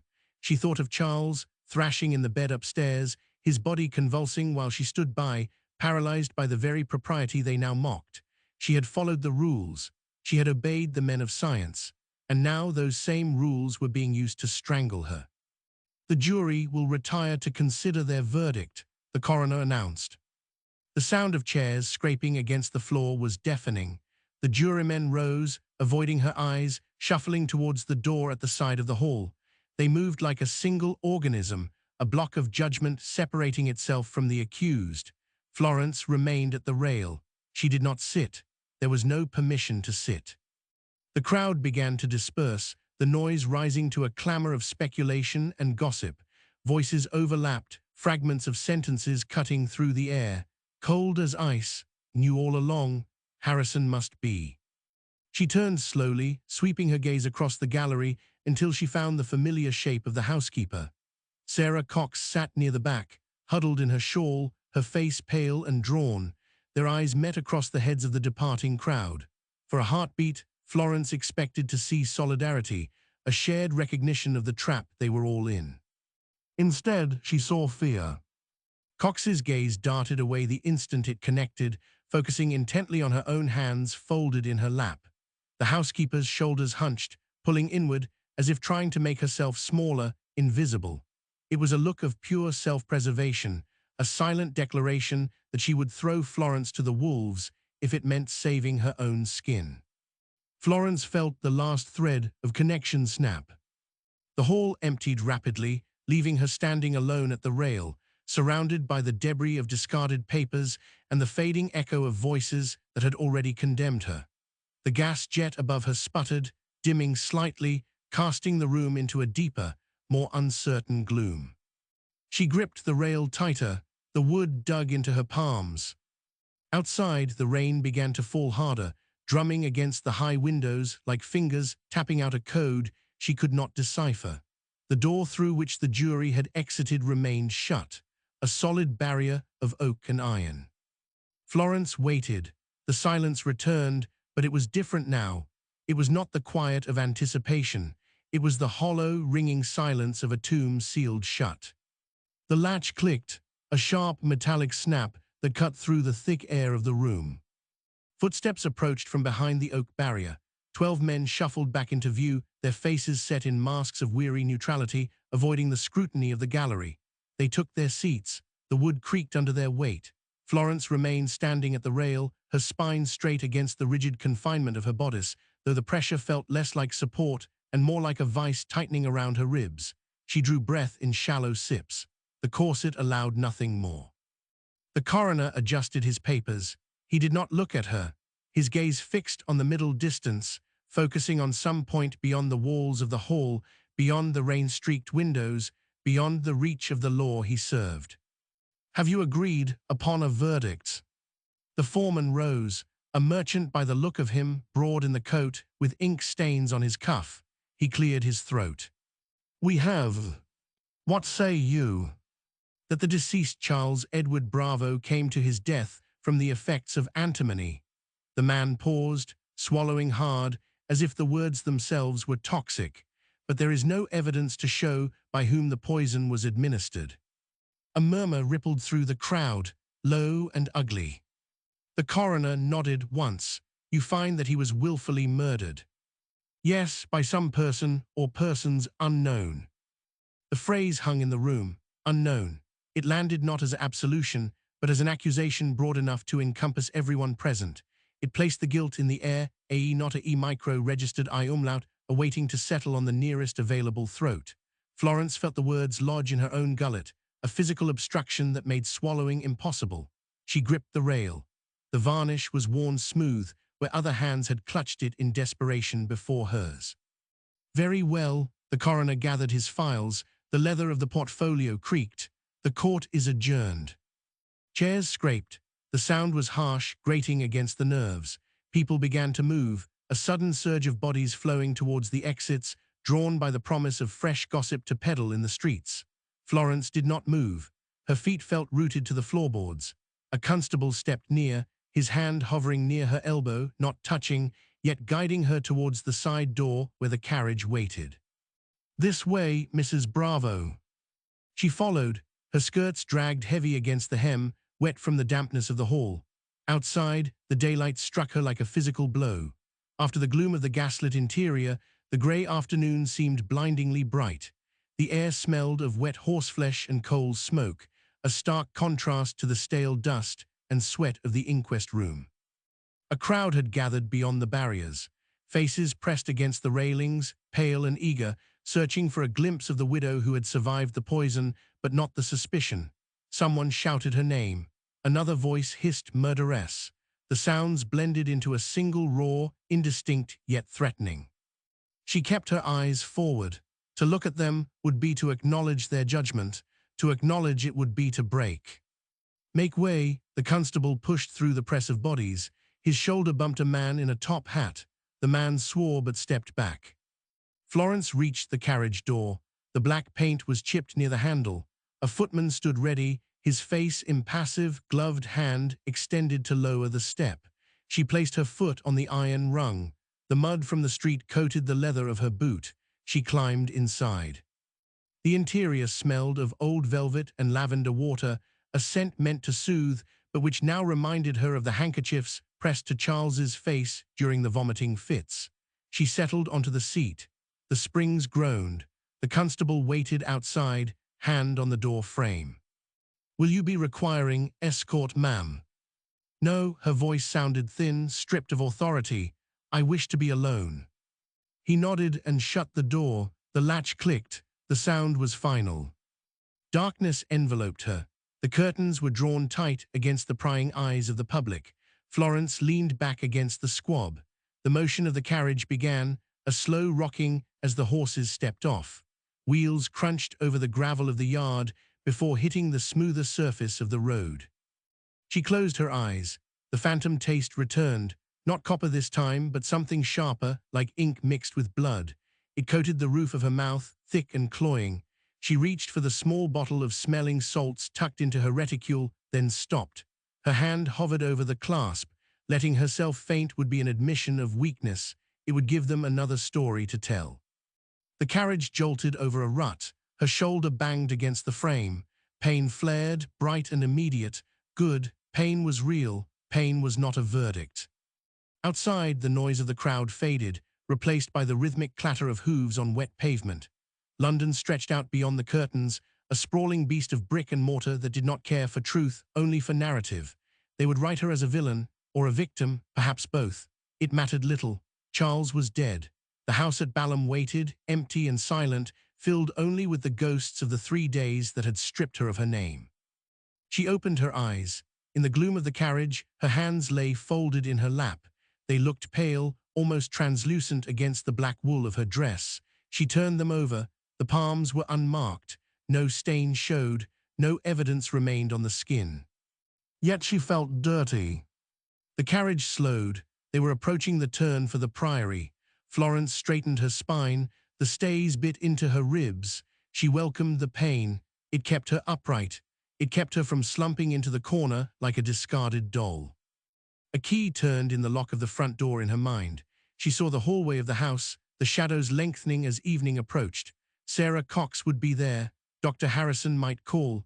They would speak in hushed tones, careful not to say what they all knew, that the verdict of unknown was a lie. Someone had poured the antimony. Someone had wanted Charles dead. And someone had to live with it. The carriage stopped. The footman opened the door. Light spilled in from the porch lamp, cutting a wedge across the floorboards. Florence placed her hand on the edge of the seat to rise. Her fingers brushed the velvet. It felt cold. She stepped out onto the pavement. The rain had stopped, leaving the air heavy and still. The house loomed above her, windows dark, waiting to swallow her whole. She did not look back at the carriage. She walked towards the door. The key waited in the lock. She turned it. The metal bit into her thumb, cold and unyielding, before the tumbler dropped with a heavy clunk that echoed through the vestibule. Pushing the panel inward, she stepped across the threshold and into the throat of the house.